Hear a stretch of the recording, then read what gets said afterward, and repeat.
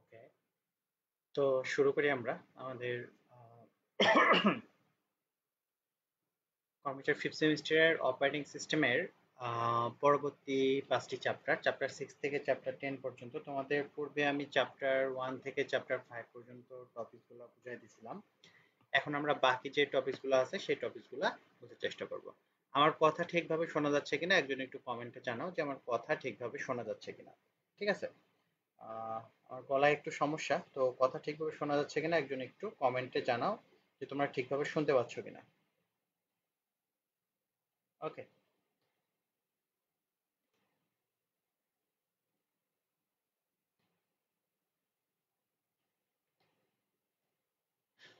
তো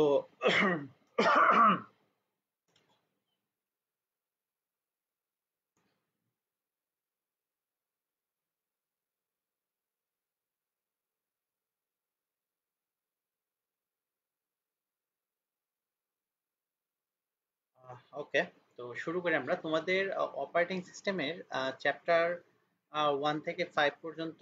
মানে আমরা করাইছিলাম বিভিন্ন বইয়ের, যেমন আমরা কম্পিউটার আর্কিটেকচার মাইক্রোপ্রসেসর করছিলাম।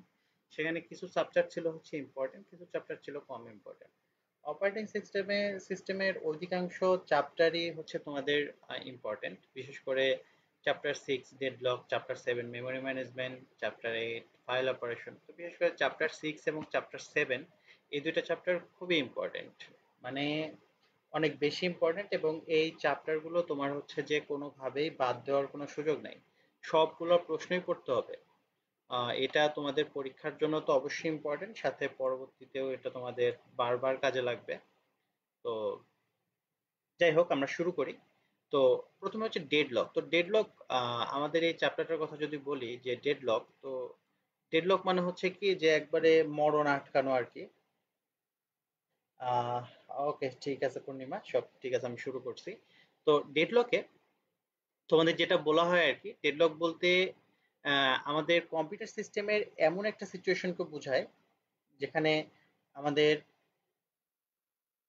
আহ, আমরা একটু চিত্রটা যদি একটু ব্যাকে যায় আমরা গতকালকে একটা ক্লাস করছিলাম, সেখানে যদি আমরা একটু দেখি, যে আমরা একটা চিত্র দেখছিলাম যে এই যে একটা প্রসেস সে একটা রিকোয়েস্টকে হোল্ড করে আছে, একটা রিসোর্সকে, সেই রিসোর্সকে ধরে আছে, এবং সেই প্রসেস আরেকটার জন্য রিকোয়েস্ট করছে, আরেকটা রিসোর্সের জন্য রিকোয়েস্ট করছে। সেম ভাবে আরেকটা প্রসেস বি, সে একটা প্রসেসকে হোল্ড করে আছে, সেটা ব্যবহার করতেছে রিসোর্সকে, এবং অন্য আরেকটা রিসোর্সের জন্য সে রিকোয়েস্ট করছে। এমন সিচুয়েশন যদি হয় তাহলে আমাদের ডেডলক হয়ে থাকে। তো এখানে আমরা সংজ্ঞাটা একটু ভালো করে এখানে আমরা চ্যাপ্টার 6 এ পড়ি, যেখানে বলা হচ্ছে কি, মাল্টিপ্রোটিং সিস্টেমে কয়েকটি প্রসেস নির্দিষ্ট কিছু সংখ্যক রিসোর্স ব্যবহারের জন্য চেষ্টা করে। আমাদের ওখানে দুইটা রিসোর্স ছিল যেটা ব্যবহারের চেষ্টা করছে। এক্ষেত্রে যদি ওই সময় কোনো প্রসেসের রিকোয়েস্টে রিসোর্সগুলো আনঅ্যাভেলেবল হয়, আনঅ্যাভেলেবল কখন হবে, যখন সেই রিসোর্সটা অন্য কেউ ব্যবহার করবে, তখন প্রসেসটি কি হবে, অপেক্ষামান ওয়েটিং স্টেটে যাবে আর কি। এরূপ ক্ষেত্রে অনেক সময় এই অপেক্ষমান প্রসেসটি আর কখনো তার অবস্থায় ফিরতে পারে না, সে অপেক্ষা করতেই থাকে। হুমায়ুন আহমেদের কবিতা হচ্ছে সেটা কি যে অপেক্ষা করতে আছে আর অপেক্ষার শেষ হয় না।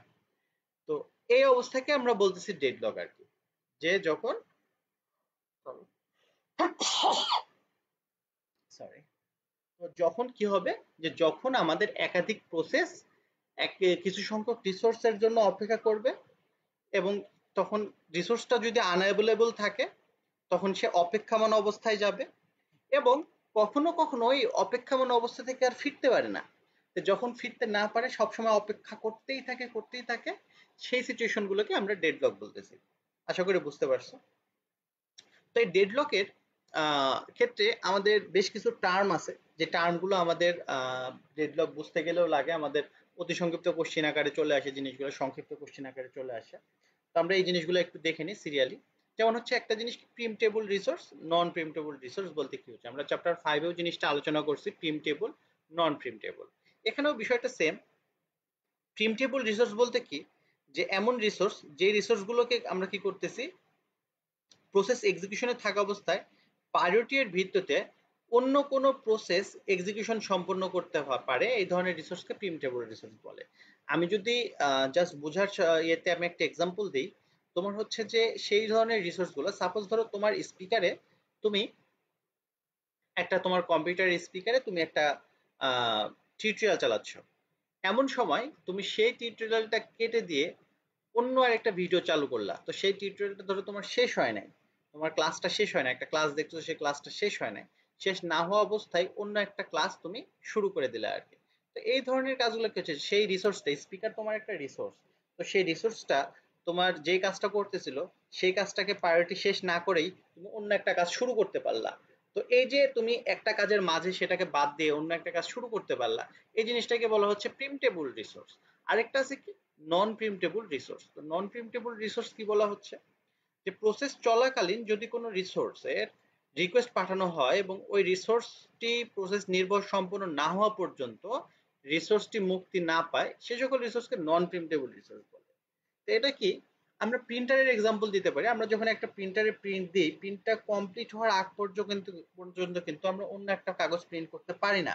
মানে একটা প্রিন্টারে একই সাথে আমরা দুইটা প্রিন্ট, বা একটা প্রিন্টারের মাঝামাঝি পর্যায়ে গেছে সেই সময় বাদ দিয়ে আমরা আরেকটা প্রিন্ট করতে পারি না, সেক্ষেত্রে আমাদের ম্যানুয়ালি কাগজটা বের করে নেওয়া লাগে।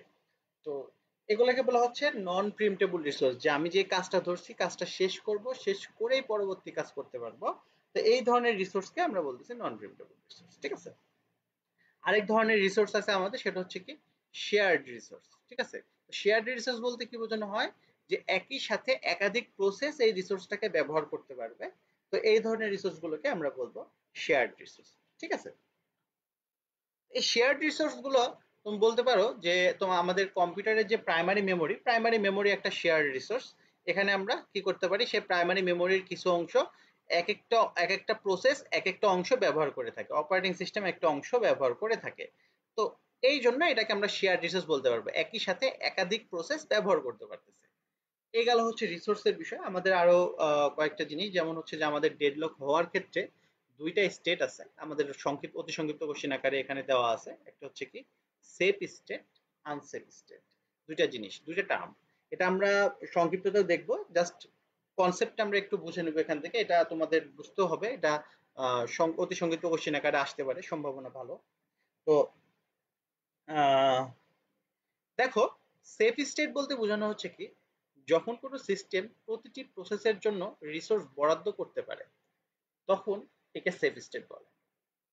মানে বিষয়টা হচ্ছে কি, সাপোজ ধরো আমার কাছে আমার কাছে রিসোর্স আছে 5টা, আমার প্রসেস আছে সাপোজ 5টা থাক 10টা থাক সেটা ম্যাটার করে না, বাট যতগুলো প্রসেসই আসতেছে আমি তাদের স্যাটিসফাই করতেছি, তারা যেই কাজ দিচ্ছে আমি কাজটা করে দিচ্ছি। মানে বিষয় হচ্ছে এটা, যে আমার প্রসেস বলতে কি, প্রোগ্রাম যখন আমরা রান করি, আমি একটা প্রোগ্রাম রান করলাম, সাপোজ আমি স্পিকারে একটা গান বাজাই দিলাম, আমার স্পিকার অ্যাভেলেবেল আছে, আমি স্পিকারে গান বাজতেছে, আমি প্রিন্টারে প্রিন্ট দিয়ে দিলাম, প্রিন্ট হচ্ছে। আমি আমি একটা মেশিন লার্নিং এর একটা ডাটা ট্রেন করতে দিলাম, আমার সিপিইউ ফ্রি আছে, আমার সিপিইউ সেটা প্রসেস করতেছে। আমার ব্রাউজারে আমি কিছু ডাটা ডাউনলোডে লাগাই দিলাম, আমার ইন্টারনেট ফ্রি আছে, আমার ডাউনলোড হচ্ছে। এইভাবে আমি যতক্ষণ পর্যন্ত আমি যা কাজ দিব সেই কাজ আমার রিসোর্স মানে আমার কাজগুলো করে দিতে পারবে সেটাকে বলা হচ্ছে সেফ স্টেট। বাট যখন আমি একটা কাজ দিলাম বাট সেটা ওয়েটিং এ আছে, অপেক্ষমান আছে, যেমন আমি একটা প্রিন্টারে প্রিন্ট অলরেডি দিছি, আরেকটা প্রসেস থেকে সেম ভাবে প্রিন্টিং এর জন্য রিকোয়েস্ট পাঠাইছে, তখন তাকে অবশ্যই অপেক্ষা করতে হবে যেহেতু একটা প্রিন্টিং অলরেডি হচ্ছে। তো এই ধরনের সিচুয়েশন গুলোকে বলা হচ্ছে যে আনসেফ স্টেট, ডেডলক না, আনসেফ স্টেট। যে আমার যখন এরভাবে অপেক্ষা করা লাগবে, একটা প্রসেসকে যখন অপেক্ষা করা লাগবে তখন সেটাকে বলবো আমরা আনসেফ স্টেট। আর যতক্ষণ পর্যন্ত আমার সিস্টেম সেফ স্টেটে থাকবে তখন কোনোভাবেই ডেডলক হবে না। মানে আমার সিস্টেম যতক্ষণ পর্যন্ত সেফ স্টেটে থাকবে ততক্ষণ পর্যন্ত ডেডলক হবেই না। বাট যখন আমার সিস্টেম আনসেফ স্টেটে যাবে তখন ডেডলক হতেও পারে, নাও হতে পারে। বাট ডেডলক হওয়ার পূর্ব শর্ত হলো আমার সিস্টেমকে আনসেফ স্টেটে যাইতে হবে, অর্থাৎ কোনো প্রসেসকে অপেক্ষমান অবস্থায় থাকতে হবে। যে সে অপেক্ষা করবে কিসের জন্য? সে অপেক্ষা করবে কোনো একটা রিসোর্সের জন্য। এমন সিস্টেম হলে তাকে বলতেছি আমরা আনসেফ স্টেট। আশা করি বুঝতে পারছো। তো দেখো, এই একটা গেল হচ্ছে সেফ স্টেট আনসেফ স্টেট। আমাদের সংক্ষিপ্ত প্রশ্নের এই কোশ্চেনটা ভেরি ভেরি ইম্পর্টেন্ট, বলা যায় 99% তোমাদের কোশ্চেনটা চলে আসছে, ঠিক আছে, পরীক্ষায় আসার সম্ভাবনা খুবই বেশি। তো এমনি ডেডলকের প্রয়োজনীয় শর্তাবলী, তো এখানে বলা হচ্ছে কি যে ডেডলক মানে আমাদের যে একটা সিস্টেমে যে ডেডলক ঘটবে, তো ডেডলক ঘটার জন্য চারটা শর্ত আছে। এই চারটা শর্তের যে কোনো একটা যদি ঘটে, অর্থাৎ এই চারটা শর্তের মধ্যে আহ, চারটা শর্তের মধ্যে কোনো সমস্যা। হ্যাঁ সিফাত, ক্লাসে নাই তুমি? ওয়ালাইকুম আসসালাম। আমি তো ক্লাস নিচ্ছি, তোমাদের অপারেটিং সিস্টেম চ্যাপ্টার 6 থেকে 10 পর্যন্ত ওটা ফেসবুকে লাইভ চলতেছে। ও, আমি লাইভে আছি তো, তো আমি মনে করছি কোনো সমস্যা হয়েছে হয়তো লাইভে, এই জন্য তুমি ফোন দিছো।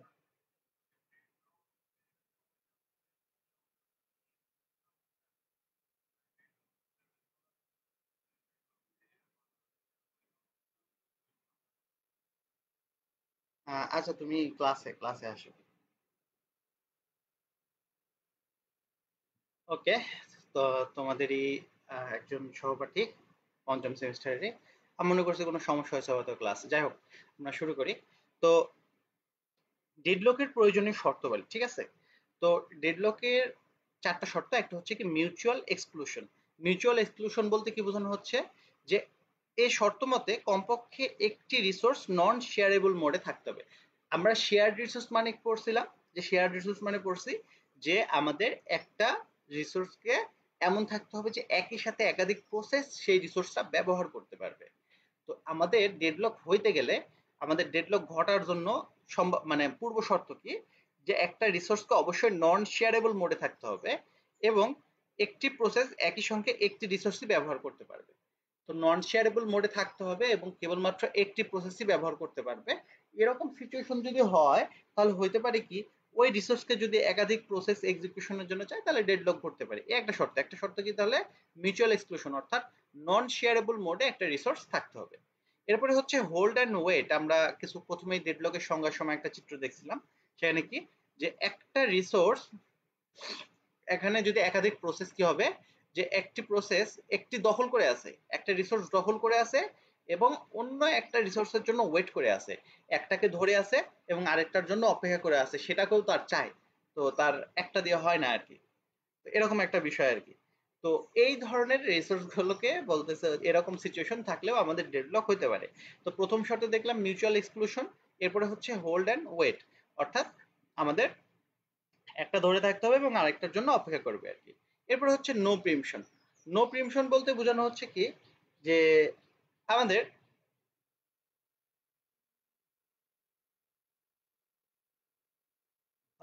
নো প্রিমশন বলতে বোঝানো হচ্ছে কি, যে সিস্টেমের রিসোর্স গুলোকে অগ্রাধিকার বলে দখল দিতে পারবে না, অর্থাৎ কোনো প্রায়োরিটি সেট করতে পারবে না। অর্থাৎ কোনো প্রসেস কর্তৃক দখলকৃত কোনো রিসোর্স শুধুমাত্র প্রসেসটির কাজ সম্পূর্ণ হওয়ার পরেই মুক্ত করতে পারবে। আমরা যেটা প্রথমে দেখছিলাম প্রিমটেবল রিসোর্স আর নন প্রিমটেবল রিসোর্স। তো আমাদের রিসোর্সগুলোকে নন প্রিমটেবল হতে হবে, অর্থাৎ যদি কোনোভাবে কোনো একটা কাজ শুরু করে ফেলে দেয়, সেই কাজ শেষ হওয়ার আগে অন্য কোনো কাজ শুরু করতে পারবে না। এইরকম সিচুয়েশন হলেও আমাদের ডেডলক ঘটতে পারে। আরেকটা হচ্ছে সার্কুলার ওয়েট, যে একটা চক্রাকার একটা অপেক্ষমান অবস্থা, যে একটা রিসোর্স P0 থেকে শুরু করে Pn পর্যন্ত এমন ভাবে অপেক্ষায় থাকবে যে P0 অপেক্ষায় আছে P1 এর জন্য, P1 আছে P2 এর জন্য অপেক্ষায়, P2 অপেক্ষায় আছে P3 এর জন্য, এভাবে Pn আবার P0 এর জন্য অপেক্ষায় আছে, অর্থাৎ চক্রাকারে একজন আরেকজনের জন্য অপেক্ষায় আছে। তো এইরকম সিচুয়েশন যদি হয় তাহলে সেটাকে বলবো সার্কুলার ওয়েট। আর এই সার্কুলার ওয়েট হলেও আমাদের ডেডলক ঘটতে পারে। তো ডেডলক ঘটার, তো ডেডলকের প্রয়োজনীয় শর্তাবলী বা ডেডলক সংঘটিত হওয়ার শর্তাবলী যেভাবে কথাটা বলা হোক, একটা হচ্ছে মিউচুয়াল এক্সক্লুশন, একটা হচ্ছে হোল্ড এন্ড ওয়েট, কারণ টার্মগুলো মনে রাখবা ইম্পর্টেন্ট, আর একটা হচ্ছে নো প্রিমশন, আর একটা হচ্ছে সার্কুলার ওয়েট। এই চারটা কন্ডিশনের যে কোনো একটা কন্ডিশন সংঘটিত হলে আমাদের ডেডলক ঘটতে পারে। ওকে, তো এরপরে আমাদের রচনামূলকে দেখো, ডেডলক মোকাবিলা করার পদ্ধতি সমূহ সংক্ষেপে আলোচনা করো। ইম্পর্টেন্ট কোশ্চিন, যে ডেডলক মোকাবিলা করার পদ্ধতি সমূহ। তো ডেডলক মোকাবিলা করার জন্য বিভিন্ন ধরনের পদ্ধতি রয়েছে, ঠিক আছে। তো একটা হচ্ছে কি, সিস্টেম ডিজাইন বা কাজের ধরনের উপর নির্ভর করে। চারটি পদ্ধতিতে ডেডলক সমস্যা মোকাবিলা করা হয়। চারটা পদ্ধতি কি, আমাদের যে ডেডলক যদি মানে আমার সিস্টেমে, তো কি ডেডলক মানে কি, আমার সিস্টেম অকেজো, সিস্টেম কোনোভাবেই কাজ করতেছে না, হ্যাঁ না কোনো কিছু বলতেছে না, ঠিক আছে না, তো এটাকেই বলতেছি আমরা ডেডলক। তো এই ডেডলক মোকাবিলা করার জন্য আমাদের কি কি আছে, ডেডলক প্রিভেনশন একটা পদ্ধতি, ডেডলক অ্যাভয়েডেন্স একটা পদ্ধতি, ডেডলক ডিটেকশন এন্ড রিকভারি, আর একটা হচ্ছে ডেডলক ইগনোরেন্স। এই চারটা পদ্ধতিতে আমরা ডেডলককে মোকাবিলা করতে পারি। তো ডেডলক প্রিভেনশন কি, মানে হলো আমরা এমন একটি সিস্টেম ডিজাইন করি যেখানে কখনো ডেডলক হওয়ার শর্তাবলী কোনো একটি শর্তও ঘটবে না। অর্থাৎ ডেডলক হওয়ার শর্তাবলী আমরা করছিলাম কি, যে mutual exclusion, hold and wait, no preemption, circular wait. এই যে চারটা সিচুয়েশন, এই সিচুয়েশনগুলো আমরা ঘটতেই দিব না, তাহলে কি হবে, আমাদের ডেডলক হবে না। তো এই সিচুয়েশনগুলো যদি ঘটতে না দিই তাহলে কি করতে হবে আমাদের, আমাদের অবশ্যই এই কাজগুলো হচ্ছে, যেমন মিউচুয়াল এক্সক্লুশন, আমাদের একটা মানে আমাদের হচ্ছে যে মিউচুয়াল এক্সক্লুশন কি ছিল আমাদের, এই যে নন শেয়ারেবল রিসোর্স মোডে থাকবে, অর্থাৎ একটি প্রসেস এক নন শেয়ারেবল মোডে রিসোর্স, আমাদের শেয়ারেবল রিসোর্স রাখবো। হোল্ড অ্যান্ড ওয়েট, আমরা একটা ধরে রাখা অবস্থা অন্য একটা রিসোর্সের জন্য রিকোয়েস্ট করব না। নো প্রিমশন, আমরা প্রিমটেবল রিসোর্স রাখবো, নট নন প্রিমটেবল রিসোর্স রাখবো না। সার্কুলার ওয়েট থাকলে সেটাকে ভেঙে দিব। এইভাবে আমাদের এই শর্তগুলো হইতেই দিব না, তাহলে আমাদের ডেডলক হবে না, একটা শর্ত। আর একটা হচ্ছে ডেডলক অ্যাভয়েডেন্স, অ্যাভয়েড করবো, কিভাবে অ্যাভয়েড করবো, তোমাদের হচ্ছে ডেডলকের ক্ষেত্রে রিসোর্সের জন্য রিকোয়েস্ট মঞ্জুর করা হবে যদি রেজাল্টিং স্টেট কোনো ডেডলক স্টেট না হয়। ডেডলক স্টেট কোনটা, আমাদের দুইটা স্টেট ছিল, একটা হচ্ছে সেফ স্টেট আর একটা হচ্ছে আনসেফ স্টেট। সেফ স্টেটে থাকলে আমাদের ডেডলক হবে না, আর এটা হচ্ছে আনসেফ স্টেটে গেলে আমাদের ডেডলক হওয়ার সম্ভাবনা আছে। তো আমাদের সিস্টেমকে কখনোই আনসেফ স্টেটে যাইতে দিব না। আনসেফ স্টেটে যখন দেখবো যে আমাদের রিসোর্সগুলো সবগুলা বিজি, তখন আমরা করব কি, আমাদের নতুন কোনো প্রসেসকে আমরা রান হইতে দিব না, যাতে আমরা যখন আমাদের কোনো রিসোর্স ফ্রি হবে তখনই নতুন প্রসেস রান হইতে পারবে। এরপর হচ্ছে ডেডলক ডিটেকশন এন্ড রিকভারি। দেখা যাচ্ছে যে আমাদের ডেডলক হইতে না দেওয়ার জন্য বহুত চেষ্টা করলাম, কিন্তু তারপরেও তো আমাদের সিস্টেমে ডেডলক হতেই পারে। আমাদের কম্পিউটার হ্যাং করে না, আমাদের মোবাইল হ্যাং করে না, আমাদের এগুলো তো হ্যাং করেই, তাই না? তো আমাদের এগুলো যেহেতু হ্যাং করে, তার মানে হচ্ছে যে আমাদের ডেডলক হইতে পারে। তো ডেডলক যদি হয়ে যায়, ডেডলকটা ডিটেক্ট করতে হবে কোথায় ডেডলক হলো, এবং সেই ডেডলকটাকে রিকভারি করতে হবে আর কি। তো এই ডেডলক রিকভারি করার জন্য কি করতে, প্রসেস টার্মিনেশন এবং রিসোর্স প্রিমশন, এই দুইটা পদ্ধতিতে আমরা কাজ করতে পারি। ডেডলক যদি হয়েই যায়, তো অচল অবস্থায় পুরো মানে যদি ডেডলক যদি দেখা যাচ্ছে সিস্টেমে ঘটেই গেছে, তখন এই ডেডলক থেকে মুক্তি পাওয়ার জন্য একটা হচ্ছে কি প্রসেস টার্মিনেশন, অর্থাৎ আমাদের যে প্রোগ্রামগুলো আমরা রান করছি সেই প্রোগ্রামগুলো কেটে দেওয়া, তাহলে আমাদের কি হবে, আমাদের ডেডলক থেকে মুক্ত হবে। আরেকটা হচ্ছে রিসোর্স প্রিমশন, আমাদের যে রিসোর্স গুলো আছে সেই রিসোর্স গুলোকে ফ্রি করে ফেলা। যে আমাদের দেখা যাচ্ছে র্যামে অনেকগুলো প্রসেস আছে, সেই র্যামটাকে ফ্রি করে ফেলবো, বা আমাদের অন্যান্য যে রিসোর্স গুলো আছে, প্রিন্টার, মনিটর, বা হইতে পারে আমাদের ব্লুটুথ, বা যে ধরনের রিসোর্স গুলো আছে সেই রিসোর্স গুলোকে ফ্রি করে দেবো আর কি। এটা আরেকটা হচ্ছে লাস্ট একটা পদ্ধতি, সেটা হচ্ছে ডেডলক ইগনোরেন্স। তো ডেডলক ইগনোরেন্স কি বলতেছে, সিস্টেম এমন ভাবে রিয়াক্ট করে যেন সিস্টেমে কোনো ডেডলক নেই, অর্থাৎ এমন ভাবে ইয়ে করে যে সিস্টেমে কোনো ডেডলক ঘটে নাই, সব ঠিক আছে, কোনো সমস্যাই নেই। মানে সমস্যা আছে অনেক, ছেলে মানুষের মতো, যে অনেক প্রবলেম নিয়ে ঘোরাফেরা করে, বন্ধু বান্ধবের সাথে যখন বসে তখন দেখা যায় যে বিন্দাস আড্ডা দিচ্ছে, তাই না? কোনো টেনশনই নাই তার জীবনে। তো আসলে বাস্তবে আমাদের সিস্টেমগুলো এরকম ভাবে রিয়্যাক্ট করে। আমাদের উইন্ডোজের কথা বলো, লিনাক্সের কথা বলো, তারপরে হচ্ছে যে ম্যাক্সিমাম ওএস এই পদ্ধতি ব্যবহার করে।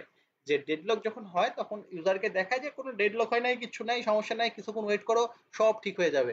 তো আসলে ভেতর ভেতর এইভাবেই কাজ করে যে কোনো প্রবলেম দেখায় না আর কি। ঠিক আছে, যাই হোক। তো এই একটা বিষয়। এরপরে হচ্ছে ডেডলক থেকে রিকভারি বা মুক্তির পদ্ধতিগুলো। ঠিক আছে, তো ডেডলক থেকে দেখো মোকাবিলা করার পদ্ধতিগুলো আমরা দেখলাম যে ডেডলক মোকাবিলা করার জন্য এই চারটা পদ্ধতি আমরা ব্যবহার করি। চারটা পদ্ধতির বেশিরভাগ সিস্টেম ব্যবহার করে এটা, বাট এই জিনিসগুলো আমাদের থিওরিটিক্যালি আমরা সবসময় প্র্যাকটিস করার চেষ্টা করি। তো ডেডলক রিকভারি বা মুক্তির পদ্ধতি, এটার মধ্যেই একটা পদ্ধতি ছিল কি ডেডলক ডিটেকশন অ্যান্ড রিকভারি। তো আমাদের ডেডলক যখন ঘটে যাবে তখন ডেডলককে রিকভারি, অর্থাৎ আমাদের সিস্টেমকে আবার নর্মাল স্টেটে, নর্মাল ভাবে প্রসেসগুলো রান করতে পারবে এই স্টেটে নিয়ে আসার জন্য যে পদ্ধতি, সেটাকে আমরা বলবো কি ডেডলক ডিটেকশন এন্ড রিকভারি। তো এই রিকভারি করার পদ্ধতিগুলো কি সেটা বর্ণনা করতে বলা হয়েছে, এটাও ইম্পর্টেন্ট। তো এই কোশ্চেনটা দেখি যে যখন সিস্টেম ডেডলক অবস্থা সৃষ্টি হয় তার রিকভারি করা জরুরি। এক্ষেত্রে ডেডলক ব্রেকিং দু ধরনের অপশন আছে। একটা হচ্ছে কি সার্কুলার ওয়েটকে ভেঙে দেওয়ার জন্য একাধিক প্রসেসকে কিল করা। প্রসেস বলতে কি যে প্রোগ্রামগুলো আছে সেই প্রোগ্রামগুলোকে আমরা কেটে দিব, প্রোগ্রামগুলো আবার পরবর্তীতে নতুন ভাবে চালু করব। আরেকটা হচ্ছে ডেডলক প্রসেস থেকে এক বা একাধিক রিসোর্সকে ট্রিম করা। ঠিক আছে, তো এই আমাদের দুইটা কাজ করতে পারি, একটা হচ্ছে প্রসেস গুলোকে বাদ দিতে পারি আর একটা রিসোর্স গুলোকে ফ্রি করতে পারি, তাই না? তো আমরা যদি প্রসেসের কথা চিন্তা করি, তো অ্যাবর্টিং প্রসেস মেথড, তো প্রসেসের কথা যদি চিন্তা করি প্রসেস গুলাকে কেটে দিব, তাহলে এখানে দুইটা পদ্ধতি আছে। একটা হচ্ছে কি অ্যাবর্টিং অল প্রসেস, অর্থাৎ আমাদের যত প্রোগ্রাম রানিং অবস্থায় ছিল, অর্থাৎ প্রোগ্রামে রান হচ্ছে সব প্রোগ্রামগুলোকে আমরা কেটে দিব আর কি, আবার নতুন করে চালু করব। ওয়ান কাইন্ড অফ রিস্টার্ট বলতে পারি আমরা, যে রিস্টার্ট দেওয়ার মতো অবস্থা, সবগুলোকে কেটে ফেলবো। আর আরেকটা পদ্ধতি হতে পারে কি যে আমরা abort one process at a time until deadlock cycle is eliminated, অর্থাৎ আমাদের ডেডলক যতক্ষণ পর্যন্ত না শেষ হচ্ছে একটা একটা করে প্রসেস আমরা কাটতে থাকবো। দেখা যাচ্ছে যে অনেক সময় আমরা এমন একটা ভারী সফটওয়্যার রান করি, সেই সফটওয়্যারটার কারণে আমাদের ডেডলক সৃষ্টি হয়। তো আমরা শুধু সেই সফটওয়্যারটা যদি কেটে দিই তাহলেই কিন্তু আমাদের ডেডলক সমস্যার সমাধান হয়ে যাচ্ছে। তো সেক্ষেত্রে আমাদের সবগুলো প্রোগ্রাম কাটার দরকার নাই। তো এটা হচ্ছে aborting one process at a time until the deadlock cycle is eliminated। ঠিক আছে, ওকে। তারপর হচ্ছে রিসোর্স প্রিমশনের ক্ষেত্রে এই পদ্ধতিতে কি করা হয় যে ডেডলক সাইকেল এক বা একাধিক রিসোর্সকে প্রিমশন ঘটিয়ে ডেডলক রিকভারি করা হয়। তিনটি বিষয় লক্ষণীয়, কি করতে হবে ডেডলক রিসোর্সকে ফ্রি করার জন্য। তো সিলেক্ট এ ভিকটিম, একটা আসামিকে ধরতে হবে যে সঠিক রিসোর্স কিংবা প্রসেসটি সিলেক্ট করে প্রিমশন ঘটানো, তাকে বাদ দিয়ে দিতে হবে, কারণ এতে খরচ এবং সময় কম হয়। অর্থাৎ সব রিসোর্স ফ্রি না করে দিয়ে মনে হচ্ছে যে রিসোর্সে যে প্রসেসে ঝামেলা করতেছে সেগুলোকে ধরে তাদেরকে ধরতে হবে, ধরে কি করতে হবে তাদের বাদ দিয়ে প্রিমশন, মানে প্রিমশন মানে কি যে তাকে বাদ দিতে হবে আর কি। ঠিক আছে, তারপর হচ্ছে রোল ব্যাক। রোল ব্যাক মানে হচ্ছে কি ফিরে আসা। কোথায় ফিরে আসবে? কোনো রিসোর্স প্রিম্প করার পর উক্ত রিসোর্স বা প্রসেসকে নর্মাল এক্সিকিউশনের উদ্দেশ্যে সেফ স্টেটে নিয়ে যাওয়া। সেফ স্টেট বলতে কি যেখানে নর্মালি এক্সিকিউশন করা সম্ভব আর কি। তো আর এরপর হচ্ছে স্টারভেশন, এটা আরেকটা গুরুত্বপূর্ণ টার্ম, এটা কিন্তু অতি সংক্ষিপ্ত কোশ্চেন আকারে আসতে পারে। স্টারভেশন কি? ঠিক আছে, স্টারভেশন কি এটা কিন্তু অতি সংক্ষিপ্ত কোশ্চেন আকারে আসতে পারে। ওকে, স্টারভেশন কি? যখন কস্ট ফ্যাক্টর বিবেচনা করে ভিকটিমকে সিলেক্ট করে প্রিম্প করা হয় এবং একে রোল ব্যাক করা হয়। রোল ব্যাক করা হয় মানে হচ্ছে কি যে রোল ব্যাক করা হয় তখন ভিকটিম বারবার ডেডলক সৃষ্টি করতে পারে, তাই নির্দিষ্ট সংখ্যক বার পর্যন্ত ভিকটিমকে রোল ব্যাক করার পর তা ড্যামেজ করে দেওয়াই হচ্ছে স্টারভেশন। ধরো একটা জিনিস আমরা বারবার আহ, বারবার আমরা কি করতেছি, আমরা যখন এই ডেডলক সৃষ্টি হচ্ছে তাকে ফ্রি করে দিচ্ছি, সেফ স্টেটে নিয়ে আসতেছি, অর্থাৎ রোল ব্যাক করতেছি। এই কাজটা যতবার করা হচ্ছে ততবারই এই একই অবস্থা হচ্ছে। তো এমন সিচুয়েশনে করা হয় কি, তো বারবার একই কাজ করতেছি, আমার একটা সফটওয়্যার রান করলেই সিস্টেম হ্যাং হয়ে যাচ্ছে, রান করলেই সিস্টেম হ্যাং হয়ে যাচ্ছে, তখন সেই সফটওয়্যারটাকে রান না করাই ভালো আর কি। তো এই ধরনের ইয়ে হলে কি তা ড্যামেজ করে দেয়, অর্থাৎ সেই সফটওয়্যারটাকে আর রান না করাই ভালো, এই জিনিসটাই বলা হচ্ছে স্টারভেশন আর কি। আহ, আচ্ছা, তোমরা কেউ যদি উল্টাপাল্টা কমেন্ট করার চিন্তা করে থাকো তাহলে ভাইয়া তোমরা ক্লাস থেকে বের হয়ে যাও।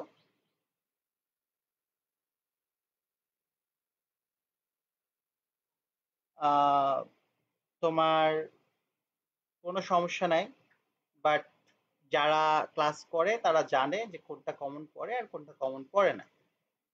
ঠিক আছে? আর কমন ফেলানোর জন্য বসে নাই, তোমাদের টার্মগুলো বোঝানোর জন্য আসছে এখানে, ঠিক আছে? আহ, কোথায় কিভাবে কথা বলতে হয় বিষয়টা একটু বুঝো, ঠিক আছে? কারে কি বলতেছো না বলতেছো, এভাবে উল্টাপাল্টা কমেন্ট করা তো উচিত না, তাই না? তোমাদের এটা তো আমাদের এই যে ক্লাসটা করাচ্ছি, এই ক্লাসটা তো আমরা শুধু কোর্সের স্টুডেন্টদেরই করাতে পারি, তাই না? কোর্সের বাইরে এখানে তোমাদের পরীক্ষার আগে যারা আমাদের কোর্স পারচেজ করো নাই, তারাও যাতে কিছুটা হেল্প পাও সেই জন্য তোমাদের পেজে এভাবে ক্লাস নিচ্ছি। আমাদের এরকম উল্টাপাল্টা কমেন্ট আসলে তো দরকার নাই এভাবে ক্লাস নেওয়ার। আমি আমার কোর্সের স্টুডেন্টদের প্রাইভেটলি ক্লাস নিব।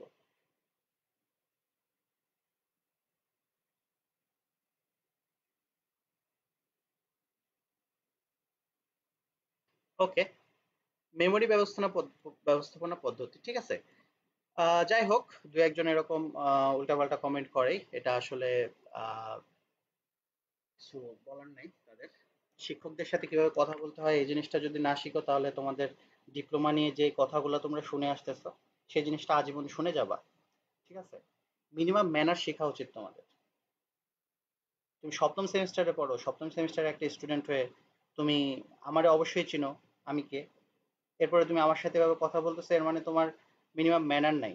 তুমি একজন ডিপ্লোমা ইঞ্জিনিয়ার অলরেডি প্রায় হয়ে গেছো, তো এরপরে আসলে আর কিছু বলার থাকে না, বুঝছো? যাই হোক, বাদ দাও। মন মেজাজ নষ্ট করা কমেন্ট দেখলে মাথাটা নষ্ট হয়ে যায়, মনে হয় যে ক্লাসটা এখানে বাদ দিয়ে দিই। আচ্ছা, তোমরা একটু কমেন্ট করো তো আসলে ক্লাস করে কোনো উপকার হচ্ছে কিনা, উপকার না হলে ক্লাসটা ক্লোজ করে দিচ্ছি, দরকার নেই ক্লাস করার।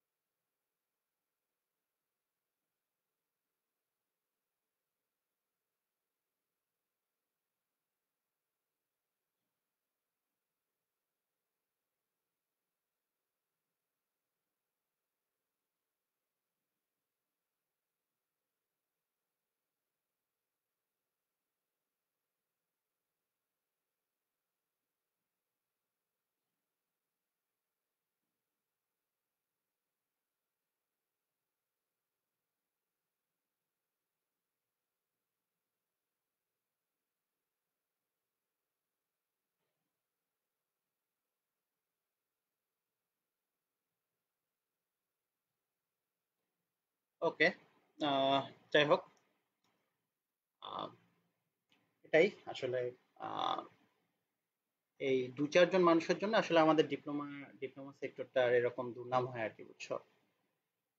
যাই হোক, আমরা আমাদের চেষ্টা করে যাই।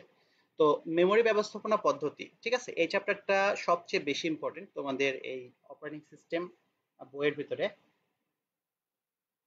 সবচেয়ে বেশি ইম্পর্টেন্ট ক্লাস হচ্ছে যে এই চ্যাপ্টারটা, যে মেমোরি ব্যবস্থাপনা পদ্ধতি, ঠিক আছে। তো এই চ্যাপ্টারটা তুলনামূলক একটু একটু ট্রিকি, তো আমরা বিষয়গুলো সহজভাবে বোঝার চেষ্টা করব। তো প্রথমে দেখো, মেমোরি ব্যবস্থাপনা বলতে আসলে কি বোঝায়। মেমোরি বলতে কি বোঝায়, মেমোরি বলতে আমাদের বিভিন্ন ধরনের মেমোরি আছে, প্রাইমারি মেমোরি, সেকেন্ডারি মেমোরি। তো এখানে আমাদের অপারেটিং সিস্টেমের ভাষায় মেমোরি ব্যবস্থাপনা বলতে আমাদের প্রাইমারি মেমোরি, র্যামকে ম্যানেজমেন্ট করাটাকে বোঝানো হয় আর কি। অর্থাৎ আমাদের অপারেটিং সিস্টেমে যে অনেকগুলো প্রসেস যখন রান করা হয়, তখন সেই প্রসেসগুলোকে কি করা হয় যে আমাদের প্রাইমারি মেমোরিতে একাধিক প্রসেস যখন কাজ শুরু করে তখন তাকে প্রাইমারি মেমোরিতে নিয়ে আসা, আবার কাজ শেষ হলে প্রাইমারি মেমোরি থেকে সেকেন্ডারি মেমোরিতে নিয়ে যাওয়া, এই যে কাজগুলা, সেই কাজগুলা ম্যানেজ করার যে ব্যাপারটা সেটাকেই বলা হচ্ছে মেমোরি ম্যানেজমেন্ট, ঠিক আছে? এই মেমোরি ম্যানেজমেন্টের বেশ কিছু পদ্ধতি আছে। এখানে অতি সংক্ষিপ্ত কয়েকটা কোশ্চেন আছে, যেমন রিলোকেটেবল পার্টিশন কি, ডাইনামিক রিলোকেটেবল পার্টিশন কি, সেগমেন্ট পেজ কি, তারপর হচ্ছে ফ্র্যাগমেন্টেশন কি, ভার্চুয়াল মেমোরি বলতে কি বোঝানো হয়। ঠিক আছে, তো এই জিনিসগুলো সবগুলো আমরা এই সংক্ষিপ্ত থেকে যদি পড়ি তাহলে আশা করি তোমাদের জন্য বুঝতে সুবিধা হবে আর কি। আহ, আহ, তো সেক্ষেত্রে আমরা সংক্ষিপ্ত প্রশ্ন থেকে আমাদের এই চ্যাপ্টারের পড়াশোনাগুলো শুরু করবো আর কি। ঠিক আছে, সংক্ষিপ্ত প্রশ্ন থেকে যদি শুরু করি তাহলে ভালো হবে। আচ্ছা সিফাত বলছো ভাই ডেডলকের যে অ্যালগোরিদম আছে বইয়ে ওইটা কিছু আগামাথা বুঝতেছি না। আচ্ছা ডেডলকের কোন অ্যালগোরিদমের কথা বলছো? ব্যাংকার্স অ্যালগোরিদমের কথা, যেটা হচ্ছে যে তোমাদের একটা ম্যাথ আকারে দেওয়া আছে, আমি তোমাদের লং কোর্সে করাইছিলাম ব্যাংকার্স অ্যালগোরিদমের ক্লাসটা, ওইটার কথা বলতেছো? একটু দ্রুত কমেন্ট কমেন্ট করো সিফাত যে ব্যাংকার্স অ্যালগোরিদমের কথা বলতেছো কিনা। আরেকটা হচ্ছে সেফ স্টেট আনসেফ স্টেটে চেক করার জন্য তোমার হচ্ছে যে অ্যালগোরিদম।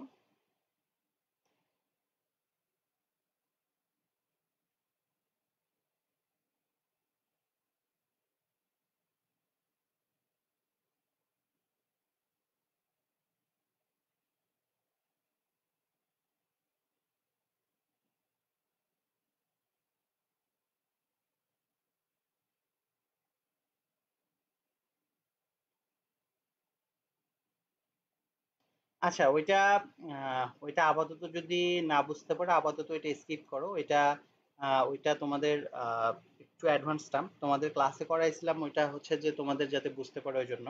বাট পরীক্ষার আগে এখন আর ওইটাতে হাত দেওয়ার দরকার নেই, যদি না বুঝে থাকো। আর বুঝে থাকলে করে ফেলো, না বুঝে থাকলে আপাতত এটা স্কিপ করো আর কি। ঠিক আছে, আর এটা আমার কাছে এখন বোর্ডও নাই, বোর্ড থাকলে তোমাদের আমি জানা হলে তারপরেও করাই দিতাম, বাট এখন যেহেতু আমি সাজেশন বই যেটা আছে সেটাই কভার করতে পারবো, তো সেক্ষেত্রে আপাতত এটা না বুঝে থাকলে আপাতত স্কিপ করতে পারো।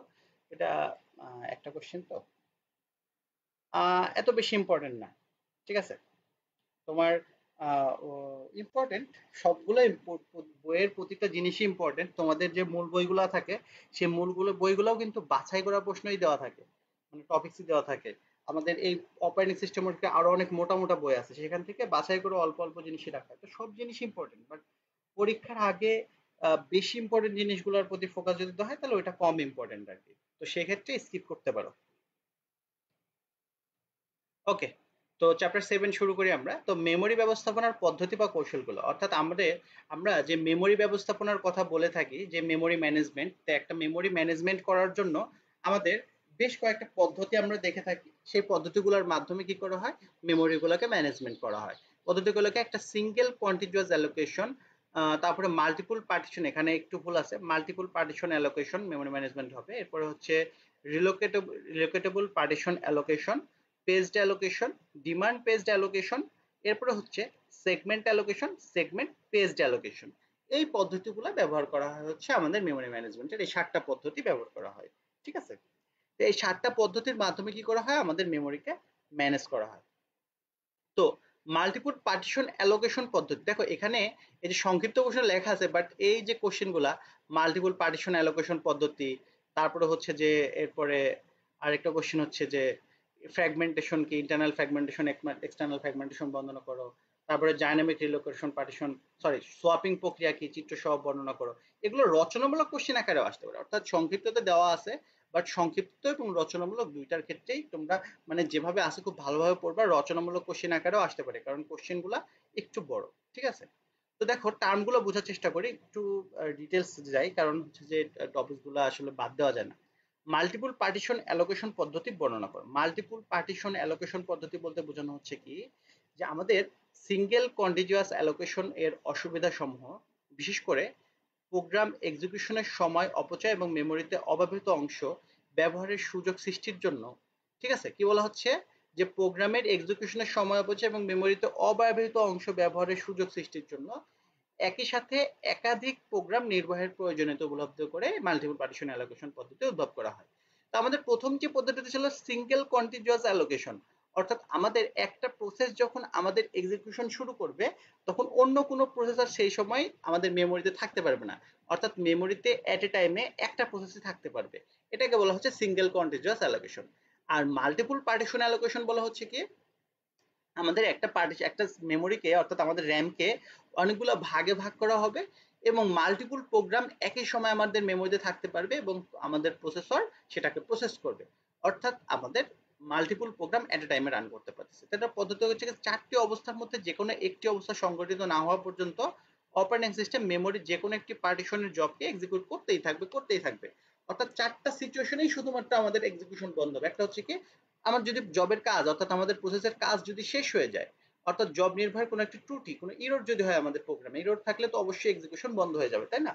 ইনপুট আউটপুট অপারেশন দেখা যাচ্ছে আমাদের যদি কোনো আইও অপারেশন প্রয়োজন হয়, অর্থাৎ ইনপুট আউটপুটের কোনো কিবোর্ড থেকে ইনপুট নেওয়া বা কোনো ফাইল অপারেশন বা কোনো এক্সটার্নাল কোনো ডিভাইসের সাথে কমিউনিকেশন করা লাগে, তো সেক্ষেত্রে আমাদের বন্ধ হবে এক্সিকিউশন। আর একটা হচ্ছে জবের জন্য নির্ধারিত সময় শেষ হয়ে গেলে, যেমন আমরা পূর্বের চ্যাপ্টারে দেখছিলাম রাউন্ড রবিন অ্যালগরিদম, একটা নির্দিষ্ট টাইম স্লাইস থাকে, সেই টাইম স্লাইস শেষ হয়ে আমাদের এক্সিকিউশন বন্ধ হয়ে যাবে আর কি। তো এইখানে দেখা যাচ্ছে কি যে এই যে আমাদের চারটা পার্টিশন জব 1 জব 2 জব 3 এবং জব 4, এই পার্টিশনে চারটা জব আছে, চারটা জবই সিমিলটেনিয়াসলি এক্সিকিউট হতে থাকবে, কোনো জবের কাজ শেষ হয়ে গেলে সেটা খালি হয়ে যাবে আর কি। ঠিক আছে, তো এইভাবে কাজ চলতে থাকে হচ্ছে আমাদের মাল্টিপল পার্টিশন অ্যালোকেশন পদ্ধতিতে। এরপর আমরা যদি দেখি ফ্র্যাগমেন্টেশন বলতে কি বোঝায়, ইন্টারনাল এবং এক্সটার্নাল ফ্র্যাগমেন্টেশন কি সংক্ষেপে লেখা হয়। ঠিক আছে, তো ফ্র্যাগমেন্টেশন কি? ফ্র্যাগমেন্টেশন শব্দের অর্থ হলো খণ্ডন বা খণ্ডনকরণ, অর্থাৎ ক্ষুদ্র ক্ষুদ্র অংশে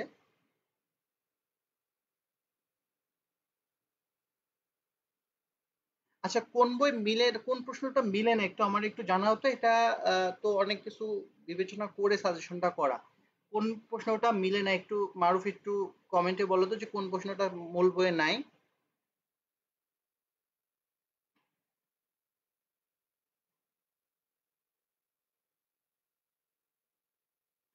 একটু জানাও মারুফ, হ্যাঁ একটু দ্রুত কমেন্ট করে একটু জানাও যে কোন প্রশ্নটা তুমি বইয়ে পাও নাই।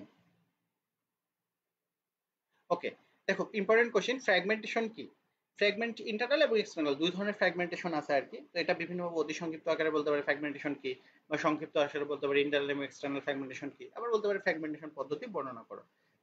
যে কোনো ভাবে রচনামূলক আকারে আসতে, তো মূল কথা হচ্ছে প্রশ্নটা ইম্পর্টেন্ট। ঠিক আছে, তো দেখি আমরা প্রশ্নটা কি। ফ্র্যাগমেন্টেশন অর্থ হলো খণ্ডন বা খণ্ডকরণ আর কি, অর্থাৎ ক্ষুদ্র ক্ষুদ্র অংশে বিভক্ত করা।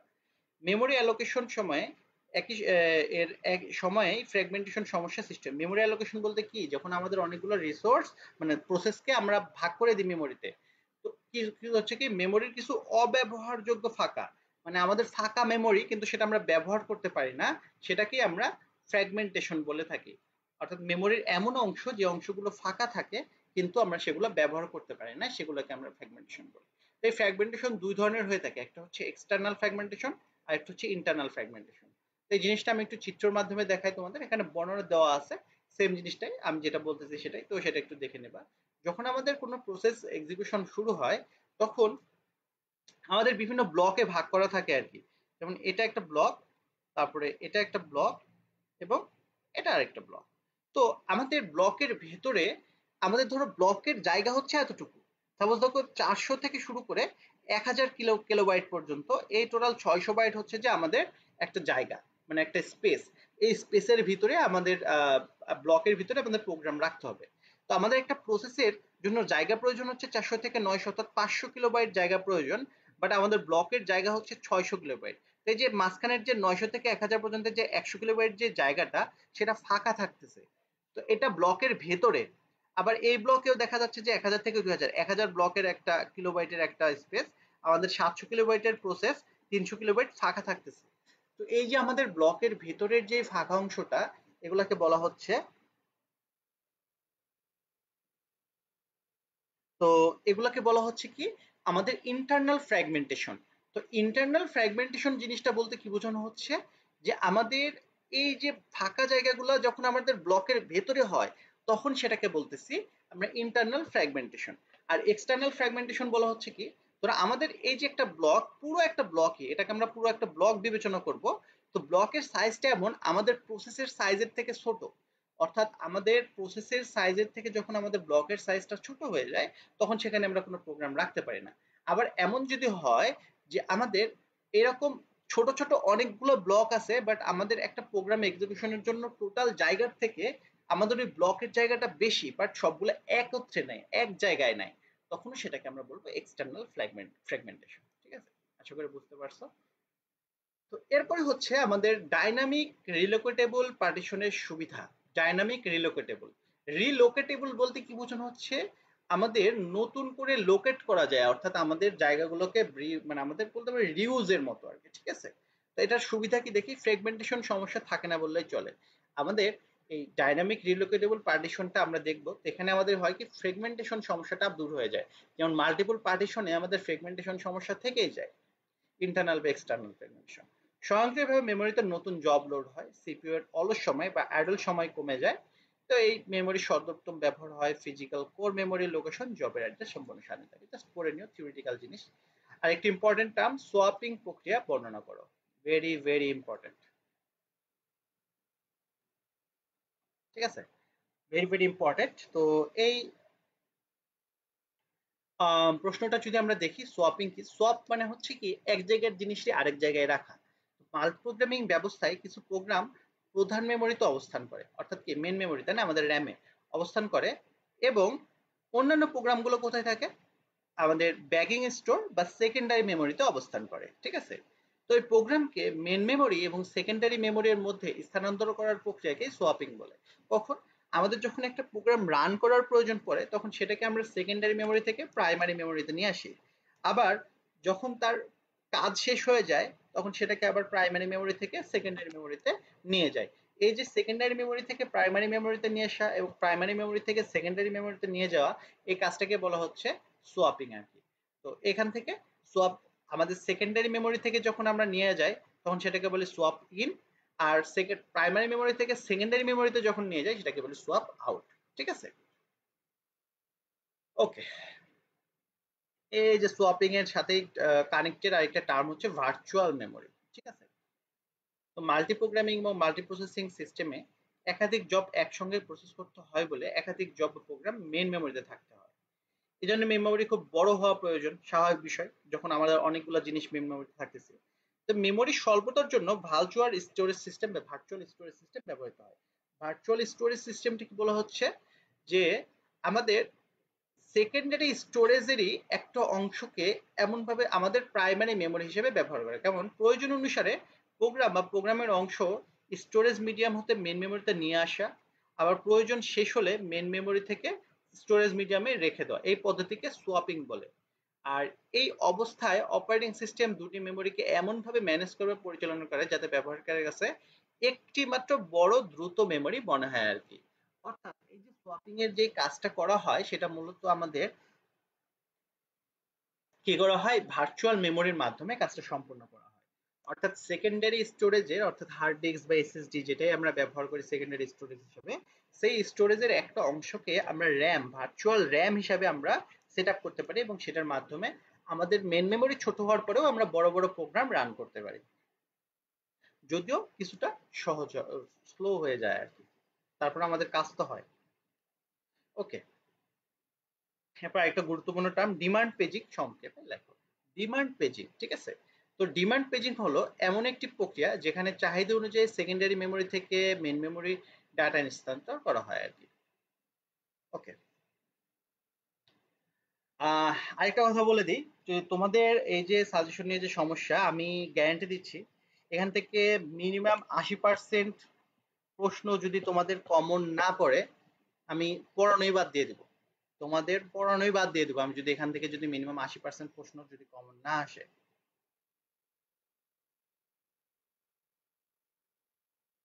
আচ্ছা, 7 অধ্যায়ের মারুফ বলছো, 7 অধ্যায়ের অতি সংক্ষিপ্ত 2, 3, আমি একটু চেক করে নিই, দাঁড়ো ভাইয়া, একটু চেক করে নিই। 2, 3, ডাইনামিক রিলোকেটেবল পার্টিশন, 2 নাম্বার ছিল হচ্ছে রিলোকেটেবল পার্টিশন। ওকে, দুইটা। এরপর হচ্ছে সংক্ষিপ্ত 1, 3, 5, সংক্ষিপ্ত 1 মেমোরি ব্যবস্থাপনার কৌশল। ওকে, এটা অবশ্যই পড়তে হবে, বাদ দেওয়া যাবে না। মারুফ শোনো, এই সংক্ষিপ্ত এক যেটা, তুমি অতি সংক্ষিপ্ত দুইটা মোটামুটি কম ইম্পর্টেন্ট, ওই দুইটা বাদ দিলে দিতে পারো, বাট সংক্ষিপ্ত এর যেটা 1 নাম্বার, এটা অবশ্যই পড়তে হবে। মেমরি ব্যবস্থাপনার পদ্ধতি বা কৌশল সমূহ লেখো। তোমাদের বইতে ভুলে যদি কোশ্চেনটা না দিয়ে থাকে, তারপরে এটা সিলেবাসের অংশ তো, তাই না? এটা পড়বা, এত কঠিন কিছু না, জাস্ট এই নামগুলো একটু মনে রাখতে হবে আর কি। এরপরে ছিল হচ্ছে সংক্ষিপ্ত 3 এবং 5। 3 নাম্বার কি ছিল, দাঁড়া একটু দেখে নিই।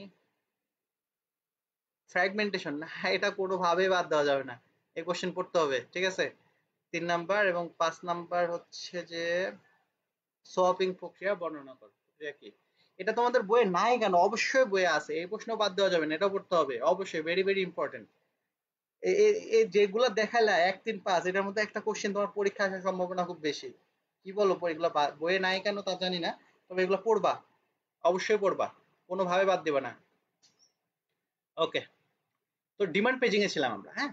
তো ডিমান্ড পেজিং দেখি। ডিমান্ড পেজিং হলো এমন একটি প্রক্রিয়া যেখানে চাহিদা অনুযায়ী সেকেন্ডারি মেমোরি থেকে মেইন মেমোরিতে ডাটা স্থান করা হয়। তাহলে পেজিং জিনিসটাকে আমি হালকা একটু বলে নিই। আমাদের মূলত আমাদের এই যে যে টার্মটা আর কি, যে আমাদের বিভিন্ন ধরনের মেমোরি ব্যবস্থাপনা পদ্ধতি, ঠিক আছে?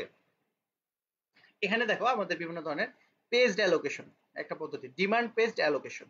এই ডিমান্ড পেজড অ্যালোকেশনের একটা পদ্ধতি হচ্ছে, পদ্ধতিটা আমরা এখানে বলা হয়েছে ডিমান্ড পেজিং সিস্টেমটা কি আসলে।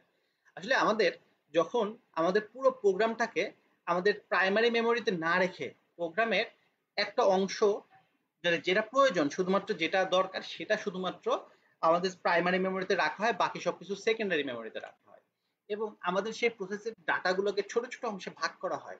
এই ছোট ছোট ভাগগুলোকে আমরা বলি পেজ।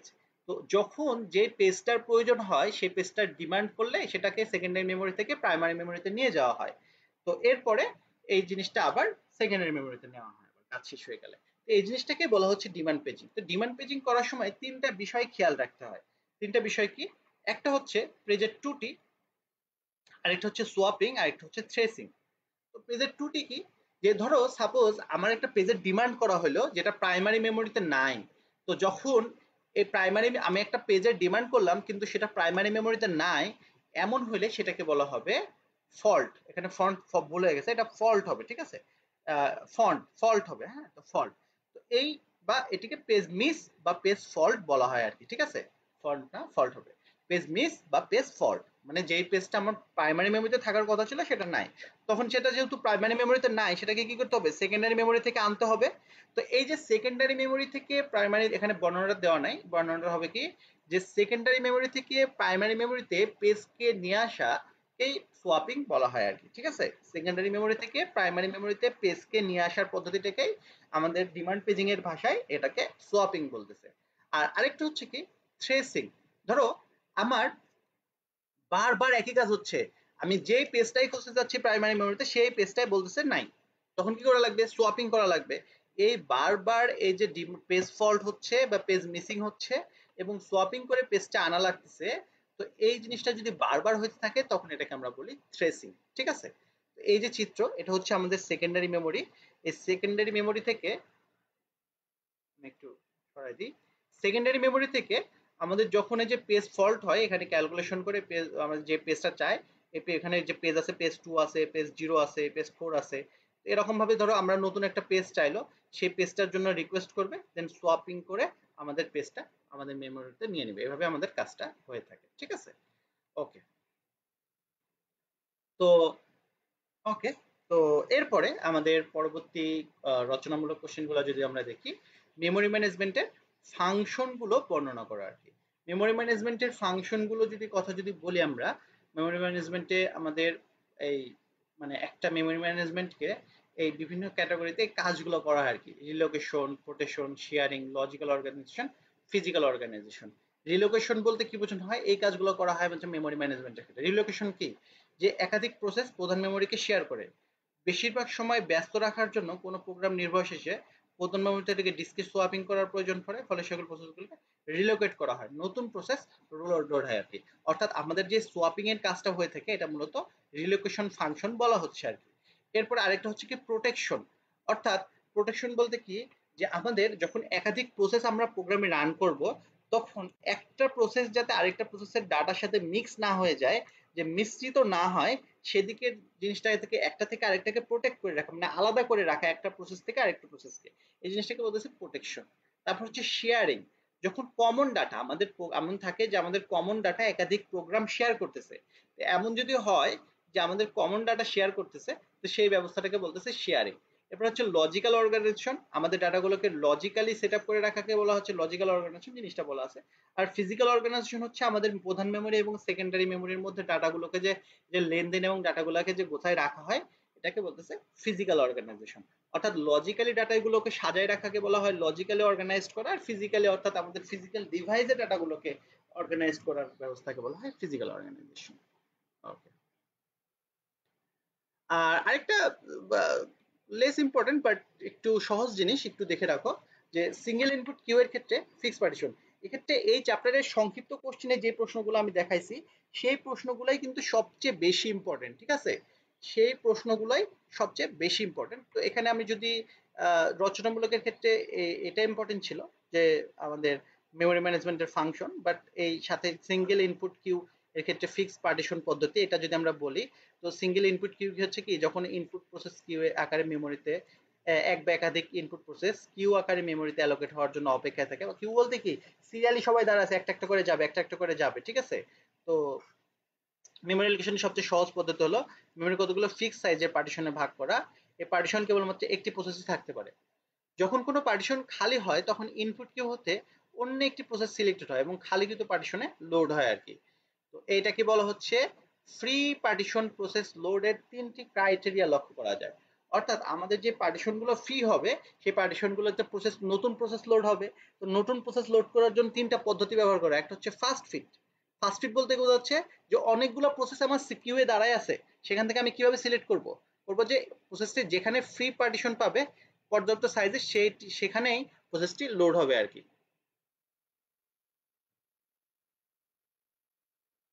তার আমি শেষ করে নিয়ে অধ্যায়টা তারপরে বলতেছি। এরপর হচ্ছে বেস্ট ফিট। তো এই পদ্ধতিতে কোনো প্রসেসে সদ্য রিলিজ হওয়া হোল কিংবা অন্য কোনো প্রসেসে লোড হয় আর কি। সবচেয়ে ক্ষুদ্র হোল অথবা প্রসেসটি ধারণ ক্ষমতা পর্যাপ্ত পরিমাণ জায়গা। আমি এখানে বললে একটু তোমাদের কনফ্লিক্ট হবে আর কি, আমি বলে নিই। ফার্স্ট ফিট হচ্ছে কি, দেখো সাপোজ এইটা হচ্ছে আমাদের কিউ, ঠিক আছে, প্রোগ্রাম কিউ। এই কিউয়ে আমাদের এই প্রসেসগুলো আছে, এগুলোকে আমাদের এক্সিকিউট করতে হবে, মেমোরিতে রাখতে হবে। ফার্স্ট ফিট বলতেছে, দেখো আমাদের এই যে হোল যেগুলো দেখাচ্ছে, এই হোলগুলো হচ্ছে ফাঁকা অংশ, অর্থাৎ এখানে ফাঁকা আছে। আমাদের এই 1000 বাইটের একটা প্রোগ্রাম, সেটা আমাদের যদি আমরা প্রোগ্রাম রাখতে চাই তাহলে ফার্স্ট ফিট হবে কি, আমাদের প্রথমে যেখানে ফাঁকা পাবে, প্রথম থেকে শুরু করবে, প্রথমে যেখানে ফাঁকা পাবে সেখানে আমাদের প্রোগ্রামটা রেখে দিবে আর কি। বেস্ট ফিট হচ্ছে সবচেয়ে ছোট জায়গায়, সবচেয়ে ছোট জায়গায় আমাদের প্রোগ্রামের জন্য প্রয়োজন 1000 বাইট, আমাদের সবচেয়ে ফাঁকা ছোট আমাদের স্পেস কোডটা, সবচেয়ে ছোট আমাদের যদি জায়গা দেখি সেটা দেখতে পাচ্ছে হলো এই যে এই স্পেসটা, এই স্পেসটা হচ্ছে সবচেয়ে ছোট। তাহলে আমার যেহেতু আমার প্রোগ্রামের শুধুমাত্র 1000 বাইট প্রয়োজন, সেক্ষেত্রে আমাদের 15,000 বাইটের জায়গা না নিয়ে আমরা 10,200 বাইটের জায়গা, যেটা সবচেয়ে ছোট, সেখানে আমরা রাখতে পারি। আর একটা হচ্ছে ওস্ট ফিট, সবচেয়ে বড় যেই জায়গাটা আছে, স্পেসটা আছে, সেই স্পেসে আমরা ডাটাটা রেখে দেবো আর কি। তো এই তিনটা জিনিসকে বলা হচ্ছে আমাদের সিঙ্গেল ইনপুট কিউ এর ক্ষেত্রে ফিক্সড মেমোরি পার্টিশনে ব্যবহারের পদ্ধতি আর কি। ঠিক আছে, ওকে। মারবস্য মানে তুলনামূলক কোন অধ্যায়টা আর গুরুত্বপূর্ণ বেশি? তো একটা হচ্ছে তোমাদের চ্যাপ্টার 6 ছিল ইম্পর্টেন্ট, অনেক ইম্পর্টেন্ট। চ্যাপ্টার 1 ইম্পর্টেন্ট ছিল অনেক। Chapter 7 important. এরপর হচ্ছে চ্যাপ্টার 8 এবং 9 এর কিছু টপিকস ইম্পর্টেন্ট। চ্যাপ্টার তোমার হচ্ছে যে 4 ইম্পর্টেন্ট, ঠিক আছে? বিশেষ করে যদি একদম শর্ট করে বলি, চ্যাপ্টার 1, চ্যাপ্টার 4, তোমার হচ্ছে যে চ্যাপ্টার 6, চ্যাপ্টার 7, এটা হচ্ছে সবচেয়ে বেশি ইম্পর্টেন্ট। তারপরের কথা যদি বলি, চ্যাপ্টার 3, 5, 8, 9 এর পরের ইম্পর্টেন্ট, ঠিক আছে? বুঝতে পারতেছো আশা করি? ওকে, তো চ্যাপ্টার 8 আমরা দেখি। মাস স্টোরেজ সিস্টেম। মাস স্টোরেজ সিস্টেম বলতে বোঝানো হচ্ছে যে আমাদের বৃহৎ পরিমাণ ডেটা দীর্ঘমেয়াদে সংরক্ষণের জন্য ব্যবহৃত মাধ্যম। এটি সাধারণত hard disk, SSD, tape drive, optical disk এদের দ্বারা গঠিত হয়ে থাকে। তো আমাদের ডাটা সংরক্ষণের জন্য আমরা এখন পর্যন্ত আমরা যেটা ব্যবহার করে থাকি হার্ড ডিস্ক বা এসএসডি, এগুলাই ব্যবহার করে থাকি। যদিও এখন আমরা বেশিরভাগ সময় আমরা যেটা করি সেটা হচ্ছে ক্লাউডে ডাটাগুলো রাখাতে আমরা অভ্যস্ত হয়ে গেছি। গুগল ড্রাইভ বা ওয়ান ড্রাইভ বা এরকম বিভিন্ন ড্রাইভে আমরা ডাটাগুলো রাখতে অভ্যস্ত হয়ে গেছি, তারপরেও আমাদের আহ, সহজ পদ্ধতি হলো আমাদের এরকম মাস স্টোরেজ ডিভাইস। তো এখানে এসএসডি এবং ডিএসডি বলতে কি বোঝানো হচ্ছে? তো এসএসডি হলো কি সিকোয়েন্সিয়াল অ্যাক্সেস স্টোরেজ ডিভাইস, আর হচ্ছে ডিরেক্ট অ্যাক্সেস স্টোরেজ ডিভাইস। এখানে আমরা যদি জিনিসটাকে একটু বলি, একটু এক্সাম্পল দিই, তোমার হচ্ছে যে আমরা ছোটবেলায় ব্যবহার করতাম যেটা হচ্ছে কি যে ক্যাসেট ডিস্ক, মানে আমরা টেপ ড্রাইভ ব্যবহার করতাম, মানে আমাদের ক্যাসেট ব্যবহার করতাম, যেখানে হলো কি ম্যাগনেটিক স্টোরেজ, যেখানে আমাদের এই ক্যাসেটের ভিতরে আমাদের বা বলতে পারো ডিভিডি ড্রাইভ, যে ডিভিডি ড্রাইভে আমরা যে অপটিক্যাল ডিস্ক ব্যবহার করতাম ডিভিডি, সেই ডিভিডির ভিতরে ডিভিডি ড্রাইভে আমাদের যখন কোনো কিছু টানতে হতো, সিরিয়ালি টানতে হতো, আমরা এক জায়গা থেকে আরেক জায়গায়, আমরা একটা মুভির মাঝখানে বা আহ, একটা ধরো আমাদের একটা ডিস্কে তোমার 20টা গান আছে, 20টা গানের মধ্যে আমরা ডাইরেক্টলি চাইলেই 15 নম্বর গানে চলে যেতে পারতাম না, একটা প্রথমে 1 নাম্বার থেকে 2 নাম্বার, তারপর 3 নাম্বার, তারপর 4 নাম্বার, সিরিয়ালি যাওয়া লাগতো। আবার আমরা যদি হার্ড ডিস্কের কথা বলি, হার্ড ডিস্কের যে কোনো ড্রাইভের যে কোনো জায়গা থেকে আমরা ডাটাগুলোকে আমরা জাস্ট ডাইরেক্টলি অ্যাক্সেস করতে পারি। এই ধরনের আমরা যখন বিভিন্ন জায়গায় আমাদের স্টোরেজের বিভিন্ন জায়গাকে আমরা র্যান্ডমলি অ্যাক্সেস করতে পারি, সেটাকে আমরা বলতেছি ডাইরেক্ট অ্যাক্সেস স্টোরেজ ডিভাইস। আর যদি আমাদের সিরিয়ালি, মানে সিরিয়াল প্রথম থেকে শুরু করে ডাটা অ্যাক্সেস করতে করতে যাওয়া লাগে, তো সেটাকে বলতেছি আমরা সিকোয়েন্সিয়াল অ্যাক্সেস স্টোরেজ ডিভাইস। সবচেয়ে উৎকৃষ্ট উদাহরণ হচ্ছে আমাদের ম্যাগনেটিক টেপ, সেটা হচ্ছে যে আমাদের সিরিয়ালি আমাদের সিকোয়েন্সিয়াল অ্যাক্সেস স্টোরেজ ডিভাইস। আর একটা হচ্ছে আমাদের ডাইরেক্ট অ্যাক্সেস স্টোরেজ ডিভাইস, এটা হচ্ছে আমাদের হার্ড ডিস্ক, এসএসডি, বা আমাদের যে ফ্ল্যাশ ড্রাইভ আমরা মোবাইলে ব্যবহার করি, এগুলো সবগুলো হচ্ছে আমাদের direct access storage device. Red structure, এটা গুরুত্বপূর্ণ কোশ্চেন, আমরা দেখব যে এটা রেড লেভেলগুলো আমরা দেখব। তো রেড স্ট্রাকচার হচ্ছে redundant array store of independent disk আর কি, স্টোরেজ টেকনোলজি যাকে হচ্ছে একাধিক হার্ড ড্রাইভকে একত্রে ব্যবহার করে ডেটার নির্ভরযোগ্যতা এবং পারফরমেন্স বাড়ায়। নির্ভরযোগ্যতা অর্থাৎ ডাটা যে আমার হারাবে না, সেই জিনিসটা ইনশিওর করে। তো এখানে বেশ কিছু পদ্ধতি ব্যবহার করা হয়, আমরা দেখবো রেড 0 থেকে রেড 6 পর্যন্ত এই লেভেলগুলো ব্যবহার করা হয়। ওকে, এখানে আমি জাস্ট একটু জাস্ট খালি দেখাই দিব, সেটা হচ্ছে কি যে ইনপুট আউটপুট হার্ডওয়্যারের মূলনীতি বা বৈশিষ্ট্য। ইনপুট আউটপুট হার্ডওয়্যারের মূলনীতি বা বৈশিষ্ট্য কি, যে আমাদের ইনপুট আউটপুট যে হার্ডওয়্যার গুলো আছে, সেই হার্ডওয়্যার গুলোর কিছু বৈশিষ্ট্য আছে, যে দ্বিমুখী যোগাযোগ ব্যবস্থা, গতিশীলতা, স্পিড, তারপর যে বাফারিং, যে ডাটা মানে সাময়িকভাবে সংরক্ষণ করা যাতে আইও এবং সিপের মধ্যে সামঞ্জস্য থাকে, ইন্টারফেস কমিউনিকেট মানে একটা যোগাযোগের রাস্তা তৈরি করা, ডিভাইস ড্রাইভার প্রয়োজন, এই জিনিসগুলো এটা হচ্ছে বৈশিষ্ট্য আর কি। ইনপুট আউটপুট হার্ডওয়্যারের এই জিনিসগুলো বৈশিষ্ট্যগুলো থাকতে হবে আর কি। এই জিনিসটা বলা আছে, নিজের মতো পড়ে নেবে, একদম থিওরি কোশ্চেন। ওকে, এরপরে হচ্ছে কম্পিউটারে ইনপুট আউটপুটের ক্ষেত্রে অপারেটিং সিস্টেমের ভূমিকা কি। কম্পিউটার ইনপুট আউটপুটের ক্ষেত্রে অপারেটিং সিস্টেমের ভূমিকা কি? অপারেটিং সিস্টেম কি করে? মানে আমাদের যে আইও, দেখা যাচ্ছে যে আমাদের কোনো কিছু ইনপুট দেওয়া বা কোনো কিছু আউটপুটে প্রেরণ করা, তো সেক্ষেত্রে অপারেটিং সিস্টেম কোন কাজটুকু করে থাকে সেটা এখানে বলা হয়েছে। এই জিনিসটা একদম থিওরি কোশ্চেন। যেমন ডিভাইস ম্যানেজমেন্ট, ড্রাইভার ম্যানেজমেন্ট, আইও শিডিউলিং, বাফারিং, স্টোরিং, ত্রুটি শনাক্ত করা, এই কাজগুলো মানে আমাদের অপারেটিং সিস্টেম করে থাকে আর কি। তো কম্পিউটারের ডিস্ক সংযোগ দেওয়ার পদ্ধতি আলোচনা করো। তো ডিস্ক আমাদের যে হার্ড ডিস্ক, মানে অর্থাৎ আমাদের যে মেমোরি, আমরা যে সেটাকে সংযোগ দিব, তো সংযোগ দেওয়ার দুইটা পদ্ধতি আমরা ব্যবহার করে থাকি। একটা হচ্ছে হোস্ট অ্যাটাস্টেড স্টোরেজ ডিভাইস, আর একটা হচ্ছে নেটওয়ার্ক অ্যাটাস্টেড স্টোরেজ ডিভাইস। অর্থাৎ লোকাল আইও পোর্টের মাধ্যমে আমরা যখন কানেকশন দিয়ে থাকি, তখন এটা হচ্ছে হোস্ট অ্যাটাস্টেড, আর একটা হচ্ছে নেটওয়ার্ক অ্যাটাস্টেড, অর্থাৎ আমরা একটা নেটওয়ার্কের মাধ্যমে যখন রিমোটলি কানেক্ট করে থাকি, তখন হচ্ছে সেটাকে বলে আমরা নেটওয়ার্ক অ্যাটাস্টেড স্টোরেজ ডিভাইস। ঠিক আছে? ওকে, তো ইনপুট আউটপুট সফটওয়্যারের উদ্দেশ্য ভেরি ভেরি ইম্পর্টেন্ট একটা কোশ্চেন। দেখো আমি যে কোশ্চেনগুলো ইম্পর্টেন্ট সেগুলো বলে দিই, বাট আমাদের যেহেতু ক্লাসে আমাদের কোন স্টুডেন্ট থাকে যে আমি শুধু পাস করব, কোন স্টুডেন্ট থাকে যে আমার এ প্লাস দরকার, তো সেক্ষেত্রে আমাদের সবগুলো প্রশ্নই দেখানোর লাগে। তো যাদের শুধু মানে এখন পরীক্ষার আগের সময় শুধু ইম্পর্টেন্ট কোশ্চেনগুলো পড়ার ইচ্ছা, তো তাদের ক্ষেত্রে আমি বলে দিই ক্লাসটা ধৈর্য ধরে অবশ্যই করতে হবে, এতটুকু পরিশ্রম করতেই হবে, কিছু করার নাই। তো ইনপুট আউটপুট সফটওয়্যারের উদ্দেশ্য, একদম থিওরি কোশ্চেন যে ইনপুট আউটপুট সফটওয়্যারের উদ্দেশ্য কি, এটাও তোমাদের ইম্পর্টেন্ট, মানে বেশি ইম্পর্টেন্ট কোশ্চেন একটু। তো আইও হার্ডওয়্যার এবং সফটওয়্যার নিয়ে আইও সিস্টেম গঠিত হয়, সাধারণত ফিজিক্যাল যন্ত্রপাতিগুলো হার্ডওয়্যার, তো এরকম জাস্ট বেসিক কিছু প্রশ্ন এখানে দেওয়া আছে আর কি। ঠিক আছে?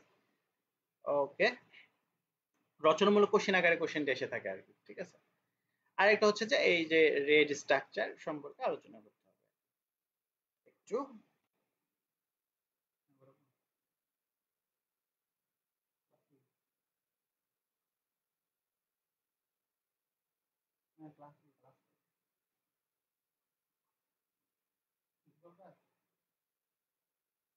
ওকে, তো আরেকটা লাস্ট একটা কোশ্চেন, সেটা হচ্ছে কি রেড স্ট্রাকচারের লেভেল সমূহ বর্ণনা করো। ঠিক আছে, তো রেড স্ট্রাকচারের লেভেল সমূহ আমরা যদি বলতে কি যে রেড কেন ব্যবহার করা হয় আমরা জানি যে একটা হচ্ছে যে ভার্চুয়াল স্টোরেজ টেকনিক, যা ফিজিক্যাল ডিস্ক ড্রাইভকে একক লজিক্যাল ইউনিটে একত্রিত করে ডাটা রিডান্ডেন্সি পারফরমেন্স উভয়কে উন্নত করতে ব্যবহার করা হয়। রিডান্ডেন্ট মানে হচ্ছে কি যে একই ডাটা একাধিক জায়গায় থাকে বা মানে বিভিন্ন জায়গায় থাকে আর কি, এটাকে রিডান্ডেন্ট বলা হয় আর কি, যে একই ডাটা বিভিন্ন জায়গায় অবস্থান করা। এটা কেন করা হয়? আমাদের ডাটার অ্যাক্সেস পারফরমেন্স এই জিনিসগুলো বৃদ্ধি করার জন্য। তো একটা হচ্ছে কি ডাটার প্রাপ্যতা, আর একটা হচ্ছে যে অ্যাক্সেস, দুটা জিনিস। অর্থাৎ আমাদের ডাটা হারাবে না এরকম একটা বিষয় আমাদের ইনশিওর করবে, ডাটা আমাদের সেফ থাকবে, আর একটা হচ্ছে ডাটা দ্রুত ব্যবহার করা যাবে, দুইটা জিনিস। তো বিভিন্ন আমাদের লেভেলগুলো এক একটা লেভেলের এক এক রকম কাজ করে। যেমন হচ্ছে লেভেল জিরো, এই লেভেল জিরোর কাজ করে নন রিডান্ডেন্ট, অর্থাৎ ডাটার সিকিউরিটির কথা চিন্তা করে না, পারফরমেন্স বৃদ্ধির জন্য লেভেল জিরোকে ডাটা স্ট্রিপিং করা হয়। ডাটা স্ট্রিপিং কিভাবে? আমাদের ডাটাগুলোকে একটা ডিস্কে না রেখে ডাটাগুলোকে ভেঙে ভেঙে দুইটা ডিস্কে রাখা হয়। তোমরা যদি কম্পিউটার আর্কিটেকচারের কথা চিন্তা করো, চ্যাপ্টার 7 আমি একটা জিনিস পড়াইছিলাম, সেটা হচ্ছে কি যে আমাদের মেমোরিকে ভেঙে দুইটা করা হয়, ইভেন্ট ব্যাংক এবং অড ব্যাংক, তাই না? তো সেইটাই সেম টাইপের জিনিস, যে আমাদের বেজোড় ডাটাগুলোকে ব্লকগুলোকে একটা ডিস্কে রাখা হয় আর জোড় ব্লকগুলোকে আরেকটা ডিস্কে রাখা হয়। এটাতে কি হয়, আমাদের অ্যাক্সেস টাইম কমে আসে আর কি, অর্থাৎ ডাটাকে আমরা দ্রুত অ্যাক্সেস করতে পারি আর কি। তো এটা হচ্ছে লেভেল জিরো, যে নন রিডান্ডেন্ট পারফরমেন্স বৃদ্ধির জন্য ডাটা স্ট্রিপিং করা হয়। ঠিক আছে, লেভেল ওয়ান হচ্ছে কি মিররিং। মিরর বলতে কি হচ্ছে, ডাটাকে রিডান্ডেন্সি মিররিং বলা হয় আর কি। কি করা হয়, একই ডাটা A1 A2 A3 এবং A4, এখানেও কি করা হচ্ছে, সেম ডাটাটাকে কপি করে আরেকটা ডিভাইসে রাখা হয়। সাপোজ কোনো কারণে ডিস্ক জিরো যদি আমার নষ্ট হয়ে যায়, ডিস্ক ওয়ান থেকে আমি যাতে ডাটাগুলোকে ব্যবহার করতে পারি, অর্থাৎ ডাটার আমাদের প্রাপ্যতা অ্যাভেলেবিলিটিটা ইনশিওর করতেছে আর কি, এটাকে বলছে level one, RAID level one. আচ্ছা, RAID level one plus zero striping plus mirroring, এখানে দুইটা কাজই করতেছে।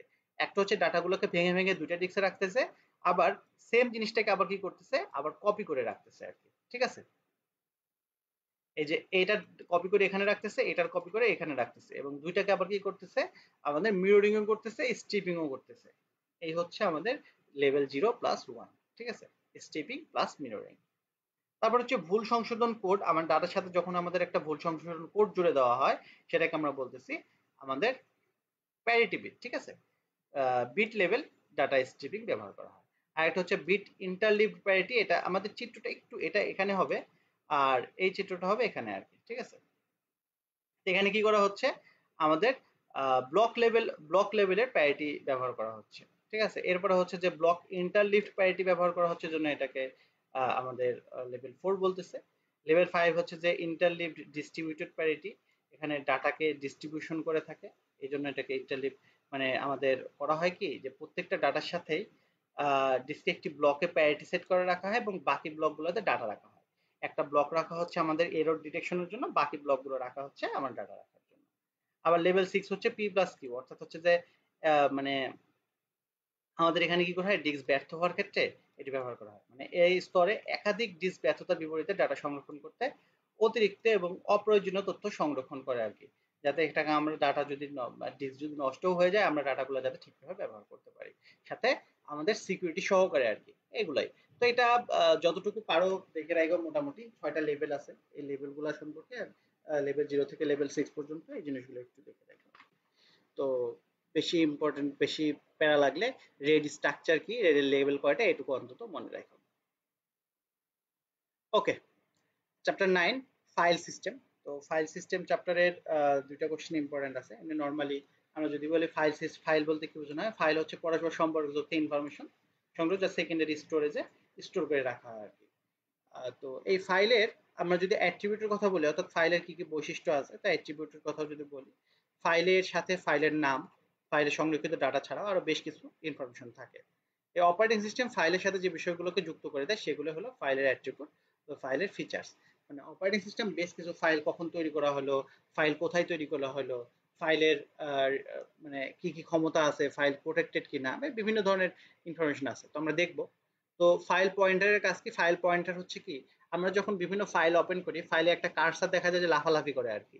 তো সেই পার্সারটাই হচ্ছে পয়েন্টার, অর্থাৎ আমাদের ফাইলে রিড বা রাইট করার জন্য আমাদের যে কার্সারটা থাকে সেটা আমরা ফাইল পয়েন্টার বলে আর কি। ফাইল সিস্টেম বলতে কি বোঝানো হয়, আমাদের ফাইলকে স্টোরেজ করার জন্য, অপারেটিং সিস্টেম ফাইল সংরক্ষণ বা অ্যাক্সেস করার জন্য আমাদের মূলত কি করা হয়, ফাইল কোথায় কিভাবে সংরক্ষণ হবে তা নির্ধারণ করে। তো এই যে সিস্টেম FAT32, NTFS, ext4, এগুলো হচ্ছে কি আমাদের ফাইলকে সংরক্ষণের এক একটি পদ্ধতি আর কি। এই পদ্ধতিতে ফাইলগুলো সংরক্ষণ করা হয় এবং অ্যাক্সেস করা হয়। যেমন এই FAT32, NTFS এগুলো ব্যবহার করা হয় উইন্ডোজের জন্য, ext4 এখন লিনাক্স সিস্টেমে ব্যবহার করা হয়। এগুলো ফাইল সিস্টেমে ডাটাগুলোকে সংরক্ষণ করার জন্য এই সিস্টেমগুলো ব্যবহার করা হয়।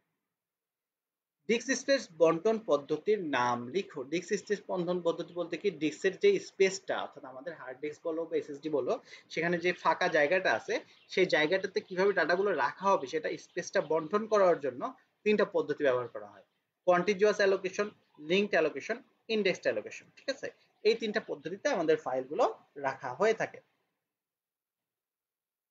ওকে, এরপরে দেখো আমাদের ফাইল অপারেশন বলতে কি বোঝানো হয়। ফাইল অপারেশন বলতে আমাদের মূলত ফাইল সম্পর্কে বেশ কিছু কাজ আছে, যে কাজগুলো করা হয় এটাকে ফাইল অপারেশন বলতেছে।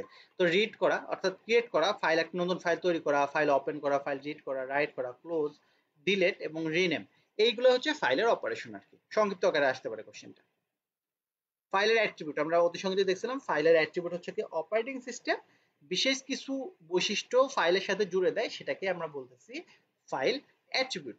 এই ফাইল অ্যাট্রিবিউটে কি কি থাকে, ফাইলের নাম, অর্থাৎ ফাইলের আমরা একটা নির্দিষ্ট নাম ফাইলকে ডেকে থাকি। টাইপ, ফাইল কি ধরনের টাইপ হবে, দেখা যাচ্ছে যে object file, source file, text file, MP4 file, MP3 file. অবস্থান, ফাইলের লোকেশন, আমাদের কম্পিউটারে কোন ড্রাইভে আছে। ফাইলের সাইজ, ফাইল কত সাইজ হবে ফাইলের। তারপর হচ্ছে প্রোটেকশন, কি লেভেলের প্রোটেকশন দেওয়া আছে, ফাইলটা কখন তৈরি করা হলো, তারিখ সময়, কখন এডিট করা হলো, এই ধরনের ইনফরমেশন গুলো থাকে। ফাইলে কোনো পাসওয়ার্ড দেওয়া থাকলে সেই পাসওয়ার্ড, ফাইলের বিভিন্ন ফ্ল্যাগ, যে ফাইলটা যেমন রিড অনলি, হিডেন, সিস্টেম আর এই ধরনের ফ্ল্যাগ গুলো সেট করা হয়ে থাকে। ওকে, এরপরে হচ্ছে ডিস্কে ফাইলের অবস্থান এবং ফাইলের ওপেন কাউন্ট কি, ইম্পর্টেন্ট কোশ্চেন। এক মিনিট একটু।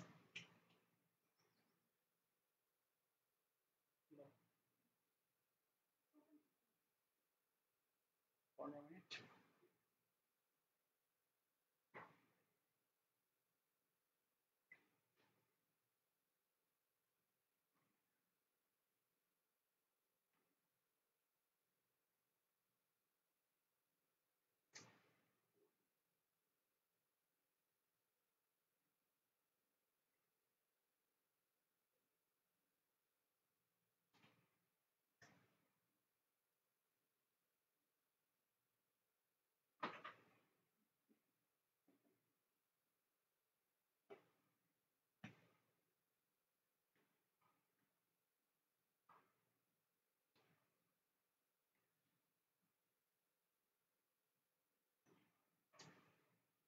ওকে, এখানে একটা জিনিস, যে ডিস্কে ফাইলের অবস্থান এবং ওপেন কাউন্ট কি। তো ডিস্কে ফাইলের অবস্থান বলতে কি বোঝাচ্ছে, যে ডিস্কে সংরক্ষিত প্রায় সকলে ডাটাকে কখনো কখনো মডিফাই করার প্রয়োজন হয়ে থাকে, কিন্তু ডিস্কের যে লোকেশনের প্রয়োজনে ফাইলটি সংরক্ষণ করা আছে তা জানা না থাকলে ওই ফাইলটির জন্য পুরো ডিস্ক খুঁজে বেড়াতে হয় আর কি। তো ডিস্কের স্পেসিফিক কোন লোকেশনে আমাদের ফাইলটা আছে সেই জিনিসটাকে আমাদের বলা হচ্ছে যে ডিস্কে ফাইলের অবস্থান আর কি। আর ওপেন কাউন্ট জিনিসটা কি, সাপোজ ধরো আমাদের একটা সিস্টেমে একটা ফাইল আছে, যে ফাইলটাকে আমাদের বেশ কয়েকটা প্রসেস ওপেন করবে আর কি। তো প্রথম যখন একটা প্রসেস ওপেন করবে সেটা ওপেন কাউন্টের মান হবে হচ্ছে 1। এভাবে যতগুলো প্রসেস এভাবে ওপেন করবে এক এক করে বাড়তে থাকবে, আবার যখন ক্লোজ করবে তখন এর মান এক এক করে কমতে থাকবে আর কি। এই কাজটা হচ্ছে ফাইল ডিসক্রিপ্টর। ঠিক আছে, ফাইল ডিসক্রিপ্টর এই প্রসেসগুলোর জন্য এই মানগুলো, ওপেন কাউন্টের মানগুলোকে অ্যাসাইন করে। তো এই মানগুলো যখন আমাদের প্রত্যেকটা প্রসেস ওপেন করবে সে মানগুলো 1 হবে, আবার একটা প্রসেস যখন আমাদের মানটা যখন আবার একটা প্রসেস যখন ক্লোজ করবে তখন তার মান আবার এক কমে 0 হবে আর কি। তো এইভাবে আমাদের যখন প্রসেসটার মান 0 না হবে ততক্ষণ পর্যন্ত ফাইলটা কোথাও না কোথাও ওপেন হয়ে আছে সেই জিনিসটা ডিনোট করে। ঠিক আছে, এই হলো। তো এরপরে দেখছি ফাইলের মৌলিক অপারেশন। তো তো ফাইলের মৌলিক অপারেশন আমরা যেটা দেখছি সেটাই। আচ্ছা, ফাইল তৈরি করা। ফাইল তৈরি করা বলতে কি, আমরা জানি আমরা ফাইল লিখা, ফাইল রিড করা, ফাইলে কোনো কিছু পড়া, ফাইলে কোনো কিছু খুঁজে বের করা মানে সার্চ করা, ফাইলটি মুছে ফেলা, ডিলিট করা, ফাইলটি ছাঁটাই করা, টান কাট। ফাইল থাকবে কিন্তু ফাইলের কন্টেন্ট গুলো মুছে ফেলবে, এটাকে বলতেছে ফাইল মুছে ফেলা। ঠিক আছে, ওকে। তো ফাইল সিস্টেম অর্গানাইজেশন, ফাইলের যে অর্গানাইজেশন গুলো আছে এটা সম্পর্কে এখানে বলা আছে, এটা একটু পড়ে নিও। ডিস্কের ফ্রি স্পেস ম্যানেজমেন্ট, আর একটা হচ্ছে দুইটা কোশ্চেন, একটা হচ্ছে ডিস্কের ফ্রি স্পেস ম্যানেজমেন্ট আর আরেকটা হচ্ছে ডিস্কের স্পেস বন্টন পদ্ধতি। এই দুইটা কোশ্চেন একটু ভালো করে দেখতে হবে, এখান থেকে বিভিন্নভাবে কোশ্চেন আসতে পারে সংক্ষিপ্ত বা রচনামূলক আকারে। আমরা দেখি ডিস্কের ফ্রি স্পেস ম্যানেজমেন্ট জিনিসটা কি। যে ডিস্কের ফ্রি স্পেস বা লোকেটেড স্পেস সম্পর্কে জানা আবশ্যক। ডিস্ক হতে কোনো ফাইলকে ডিলিট করে ফেললে ওই ফ্রি স্পেস নতুন কোনো ফাইল বা ডাটা সংরক্ষণ করা যায়। ঠিক আছে, কি বলতেছে, ফ্রি স্পেসের নতুন কোনো ফাইল বা ডাটা সংরক্ষণ করা যায়, তাই ডিস্কের কোনো অংশটি ফ্রি শনাক্ত করে সঠিকভাবে ব্যবহার করাই হচ্ছে ম্যানেজমেন্ট। অর্থাৎ আমাদের ডিস্কের যে অংশটা ফাঁকা আছে সেই ফাঁকা জিনিসটাকে, স্পেসটাকে আমাদের ব্যবহার করতে হবে, এটাই হলো কথা, তাই না? তো চারটা পদ্ধতি ব্যবহার করে ফ্রি স্পেসকে শনাক্ত করা হয়। একটা হচ্ছে বিট ভেক্টর। এই যে টার্মগুলো bit vector, link list, grouping, counting, এগুলো সংক্ষিপ্ত কোশ্চেন আকারে আসার সম্ভাবনা অনেক বেশি, যে কোনো একটা। আর সবগুলো আঁকলে তো রচনামূলক আকারে আসবেই। তো যেহেতু সংক্ষিপ্ত কোশ্চেন আকারে আসার সম্ভাবনা আছে, তো সেক্ষেত্রে প্রত্যেকটা টার্মই আমরা ভালো করে দেখবো। সহজ টার্ম, আশা করা যায় কঠিন লাগবে না, একটু দেখো মনোযোগ দিয়ে। বিট ভেক্টর, প্রথম হচ্ছে কি বিট ভেক্টর। তো বিট ভেক্টর কি, বিট ভেক্টর ফ্রি স্পেস তালিকা বাস্তবায়নের জন্য সর্বাধিক ব্যবহৃত পদ্ধতি। বিট ভেক্টর একটি বিট মানচিত্র হিসেবে পরিচিত। কি করা হয়, যে বিটে গৃহীত মান 1 বা 0, যদি ব্লক বিট 1 হয় তবে ব্লকটি খালি, এবং যদি মানটা 0 হয় তাহলে ব্লকটি বরাদ্দ আছে আর কি। এই যে আমাদের ব্লক, মানে আমাদের এটা মেমোরির একটা ব্লক, আমরা লিনিয়ার লিস্ট আকারে এটা প্রেজেন্ট করছি। তো এখানে যে ব্লকগুলোর মান 1 সেই ব্লকটি খালি, আর যে ব্লকটির মান 0 সেটা ইউজড। অর্থাৎ যেখানে যেখানে 0 আছে সেই ডাটাগুলো আমরা কি করছি, সেই ডাটা সেই ব্লকগুলো আমরা ব্যবহার করে ফেলছি। তাহলে আর যে ব্লকগুলো 1 আছে সেগুলো আমরা ব্যবহার করতে পারবো। তো এইভাবে আমরা ডিস্কের ভিতরে, ব্লকের ভিতরে যেখানে 1 পাবো সেখানে আমরা বুঝবো যে এই ব্লকগুলোতে আমরা ডাটা রাখতে পারবো। এইভাবে আমাদের স্পেসগুলোকে ম্যানেজ করা হয় আর কি। এটাকে বলা হচ্ছে বিট ভেক্টর এর স্পেস ম্যানেজমেন্ট। এরপর হচ্ছে লিঙ্কড লিস্ট। ঠিক আছে, লিঙ্কড লিস্টে কি করা হয়, আমাদের অপারেটিং সিস্টেমের ফ্রি স্পেস পরিচালনার জন্য আরেকটি পদ্ধতি। এটিতে একটি ডিস্কের ভিতরে সকল ফ্রি ব্লকগুলোকে লিঙ্ক যুক্ত তালিকা একসাথে করা হয়। লিঙ্ক করা হয় কি, যে সাদা যে ব্লকগুলো আছে এই ব্লকগুলো হচ্ছে আমাদের ইউজ করা হয়ে গেছে, আর যেগুলো ফাঁকা আছে এগুলো কি করা হচ্ছে, যে 2 3 4 5 তারপরে 8 তারপরে 9 10 এগুলোকে লিংক করা হচ্ছে, একটা গ্রুপ আকারে লিংক করে রাখা হচ্ছে। দেখা যাচ্ছে 2 এর পরে আমাদের লিংক করা আছে 3, 3 এর পরে 4, 4 এর পরে 5, 5 এর পরে 8, এভাবে সবগুলোকে লিংক করে রাখা হচ্ছে একটা নেটওয়ার্ক আকারে। এইভাবে করা হচ্ছে কি, আমাদের ফাঁকা স্পেস গুলোকে একই সাথে আমরা পেয়ে যাচ্ছি। এটাকে বলা হচ্ছে লিংক লিস্ট পদ্ধতিতে স্পেস ম্যানেজমেন্ট। আরেকটা হচ্ছে গ্রুপিং। আমরা পরস্পর একই সাথে পরপর কিছু কিছু ফ্রি ব্লক এবং কিছু বরাদ্দকৃত ব্লক থাকে, এই ব্লকগুলোকে আমরা গ্রুপ আকারে আকারে যখন রাখি সেটাকে বলা হচ্ছে গ্রুপিং আর কি। ঠিক আছে, এই যে ব্লক 3 তে একই সাথে এগুলো আছে, তারপরে 6 9 10 11 একসাথে, তারপরে 12 13 14, অর্থাৎ পাশাপাশি যে ব্লকগুলো আছে সেই ব্লকগুলোকে একটা গ্রুপ আকারে আমরা রেখে বাকিগুলোকে স্পেসগুলোকে আমরা ব্যবহার করতে পারি। এরপর হচ্ছে কাউন্টিং, পরপর সংলগ্ন কতগুলো ব্লক অ্যালোকেটেড হয় কিংবা ফ্রি হয়, তাই না? এরূপ প্রক্রিয়াটি চলতে থাকে। তো সেজন্য ফ্রি ব্লক অ্যাড্রেসে কতগুলো ব্লক ফ্রি তা কাউন্ট করে রাখতে হবে, এবং প্রতিটি এন্ট্রিতেই n সংখ্যক ফ্রি ব্লক থাকে এবং তাদের অ্যাড্রেসও থাকে আর কি। তো কিভাবে করা হয় আমরা একটু যদি দেখি, যে ফ্রি ব্লকের সংখ্যা যদি হয় এই নাম্বারগুলো, যদি ফ্রি ব্লক হয় এবং দখলকৃত ব্লক যদি হয় এইগুলো, তাহলে গণনা পদ্ধতি প্রয়োগ করা হয়। তাহলে ব্লক 3 4 পয়েন্ট করবে এবং তারপরে ব্লকটি ফ্রি ব্লকের সংরক্ষণ করবে। আমি জিনিসটা একটু সহজভাবে বলি, যে আমাদের এই যে ধারাবাহিকভাবে আমাদের যে কাউন্ট করবে কি 3 4 5 6 এভাবে, তারপরে হচ্ছে আবার 9 10 11 12 13 14। তো এইভাবে আমাদের এই পরস্পর যে ব্লকগুলো আছে সেই ব্লকের প্রথম ব্লকটাকে আমরা শুধু কাউন্ট করব। তো এরপরে হচ্ছে তারপরে ধারাবাহিকভাবে আবার পরবর্তী যেটা। তো এইভাবে আমরা বুঝবো যে এইখান থেকে আমাদের ফ্রি ব্লকগুলো শুরু হয়েছে। তো এইভাবে আমাদের ব্লকের প্রথম ব্লকগুলো কাউন্ট করে করে আমরা আমাদের ফ্রি ব্লকগুলোকে ব্যবহার করতে পারবো। এটা গেল হচ্ছে যে ডিস্কের ফ্রি স্পেস ম্যানেজমেন্ট। আর ডিস্ক স্পেস ম্যানেজমেন্ট হচ্ছে যে আরেকটা পদ্ধতি। আমাদের ডিস্কের স্পেস গুলোকে, আমাদের ব্লক স্পেস এবং ফ্রি স্পেস এগুলোকে ম্যানেজ করার জন্য যে পদ্ধতি সেগুলোকে বলা হচ্ছে ডিস্কের স্পেস ম্যানেজমেন্ট পদ্ধতি। মোটামুটি এটাই বেরি। কন্টিনিউয়াস অ্যালোকেশন পদ্ধতি, লিঙ্কড অ্যালোকেশন মেথড, আর একটা হচ্ছে ইন্ডেক্স অ্যালোকেশন মেথড। তো এই কন্টিনিউয়াস অ্যালোকেশন হচ্ছে সবচেয়ে সহজ একটি পদ্ধতি। এখানে করা হয় কি যে প্রতিটি ডিস্কে প্রতিটি ফাইলের জন্য সংলগ্ন কন্টিনিউয়াস কিছু ব্লক বরাদ্দ থাকে। যদি কোনো ফাইলের দৈর্ঘ্য n ব্লক বিশিষ্ট হয় এবং বি লোকেশন থেকে শুরু হয়, তবে এতে বিদ্যমান ব্লক সমূহ হবে বি, বি+1, বি+2 এভাবে n সংখ্যক পর্যন্ত যাইতে থাকবে আর কি। অর্থাৎ আমাদের মানে করা হবে কি মানে প্রতিটি ব্লকের জন্য স্টার্টিং ব্লক অ্যাড্রেস এবং ফাইলের জন্য বন্ধনকৃত এরিয়াকে বোঝানো হয়। যেমন একটা ফাইলের জন্য যদি আমার এরকম দুইটা স্পেস প্রয়োজন হয়, তাহলে কি করা হবে, এখানে পাশাপাশি দুইটা ব্লক ব্যবহার করা হবে। আবার আরেকটা ব্লকের জন্য যদি তিনটে স্পেস প্রয়োজন হয়, এভাবে একটা দুইটা এরপরে একটা পাশাপাশি তিনটা, এভাবে যদি আরো বেশি প্রয়োজন হয় প্রথমে একটা, তারপরে এভাবে দুইটা তিনটা চারটা পাঁচটা ছয়টা যতগুলো প্রয়োজন হোক পাশাপাশি ব্লকগুলো ব্যবহার করে সেই জিনিসটাকে কাজ করানো হয় আর কি। এই জন্য এটাকে বলা হয় কন্টিনিউয়াস অ্যালোকেশন। আরেকটা হচ্ছে কি লিঙ্কড অ্যালোকেশন। এখানে লিঙ্কড অ্যালোকেশনে করা হয় কি যে আমাদের কন্টিনিউয়াস অ্যালোকেশন পদ্ধতিতে অসুবিধাটা দূর করে যে যেখানেই থাকুক না কেন এই পদ্ধতিতে ফাইলের ব্লক সমূহ লিঙ্কড অবস্থায় থাকে। অর্থাৎ আমাদের একটা ফাইলের কিছু ডাটা এখানে, কিছু ডাটা এখানে, কিছু ডাটা এখানে, এভাবে প্রত্যেকটা ডাটাকে কি করা হচ্ছে বিভিন্ন জায়গায় আছে বাট তাদের মধ্যে লিঙ্ক করে রাখা হচ্ছে একে অপরের সাথে। তো এইভাবে এই লিঙ্কড অ্যালোকেশনের মাধ্যমে আমাদের কাজটা করা হয়ে থাকে। আরেকটা হচ্ছে ইন্ডেক্স পদ্ধতি, যে আমাদের ইন্ডেক্সিং পদ্ধতি ব্যবহার করব। ইন্ডেক্সিং পদ্ধতি ব্যবহার করে একটা ব্লকের ভিতরে সকল ইন্ডেক্স আমাদের ফাইল কোথায় কোথায় আছে সেই জিনিসটা ইন্ডেক্স আকারে আমরা রেখে দিব, দিয়ে মানে লিঙ্ক পদ্ধতির মতোই, বাট এটাকে কি করা হয় কি আমাদের একটা টেবিল ব্যবহার করা হয়। এখানে আমাদের আমাদের লিঙ্ক পদ্ধতিতে একটা টেবিল ব্যবহার করা হয় যেখানে ডাটা বেশি প্রয়োজন হয়। আর আমাদের ইন্ডেক্স পদ্ধতিতে করা হয় কি একটা ব্লকের ভিতরে এখানে জাস্ট খালি টেবিলের ভিতরে একটা ব্লক, কোন ব্লকে আমাদের সকল ফাইলের ব্লকগুলোর নাম আছে লিঙ্ক করা আছে সেই ব্লকটা তাহলে জাস্ট আমাদের টেবিলের ভিতরে থাকে এবং বাকি এই ব্লক থেকেই সবগুলোকে লিঙ্ক করা হয়ে থাকে আর কি। তো এই জন্য এখানে আমাদের মেমোরি স্পেস কম প্রয়োজন হয় আর কি। এই ছিল হচ্ছে দুইটা আমাদের মেমোরি স্পেস পদ্ধতি আর কি। এরপরে আমাদের লাস্ট একটি chapter theoretical chapter DOS, Windows এবং ইউনিক্স অপারেটিং সিস্টেমের বৈশিষ্ট্য। তো আমাদের এই এখান থেকে তোমরা জাস্ট নিজের মতো করে পড়ে নিবা আর কি, এখানে পড়ানোর মতো তেমন কিছু নাই। অপারেটিং এখানে একটা জিনিস পড়া একটু অপারেটিং সিস্টেমের ভবিষ্যৎ ট্রেন্ডস গুলো উল্লেখ করো আর কি, ঠিক আছে।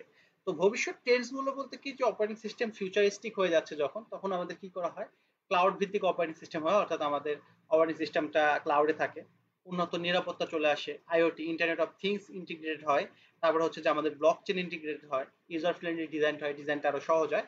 এই বিষয়গুলো হয়ে থাকে আছে আমাদের ফিউচারিস্টিক অপারেটিং সিস্টেমে। লিনাক্স অপারেটিং সিস্টেমের বৈশিষ্ট্য, Unix operating system, Windows operating সিস্টেমের বৈশিষ্ট্য এগুলো এখানে দেওয়া আছে। তো এরপরে এই জিনিসটা একটু ভালো করে দেখবা, সেটা হচ্ছে বিভিন্ন ধরনের অপারেটিং সিস্টেম সম্পর্কে, যেমন মাল্টি ইউজার, তারপর multi tasking operating system, multi processing operating system, আর রিয়েল টাইম অপারেটিং সিস্টেম, এই জিনিসগুলো একটু দেখে নেবে। তোমাদের এই সাজেশন বইটা যদিও আমাদের কোর্সের স্টুডেন্টের জন্য, এরপরে তোমাদের বিভিন্ন জনের চাহিদা, আর আজকে যেহেতু একটা এলিগেশন আসছে যে সাজেশন বই থেকে কমন আসে না, তো আমি তোমাদের আজকে এই সাজেশন বইটা সম্পূর্ণটাই তোমাদের আমি পেজে আমি আপলোড করে দিব।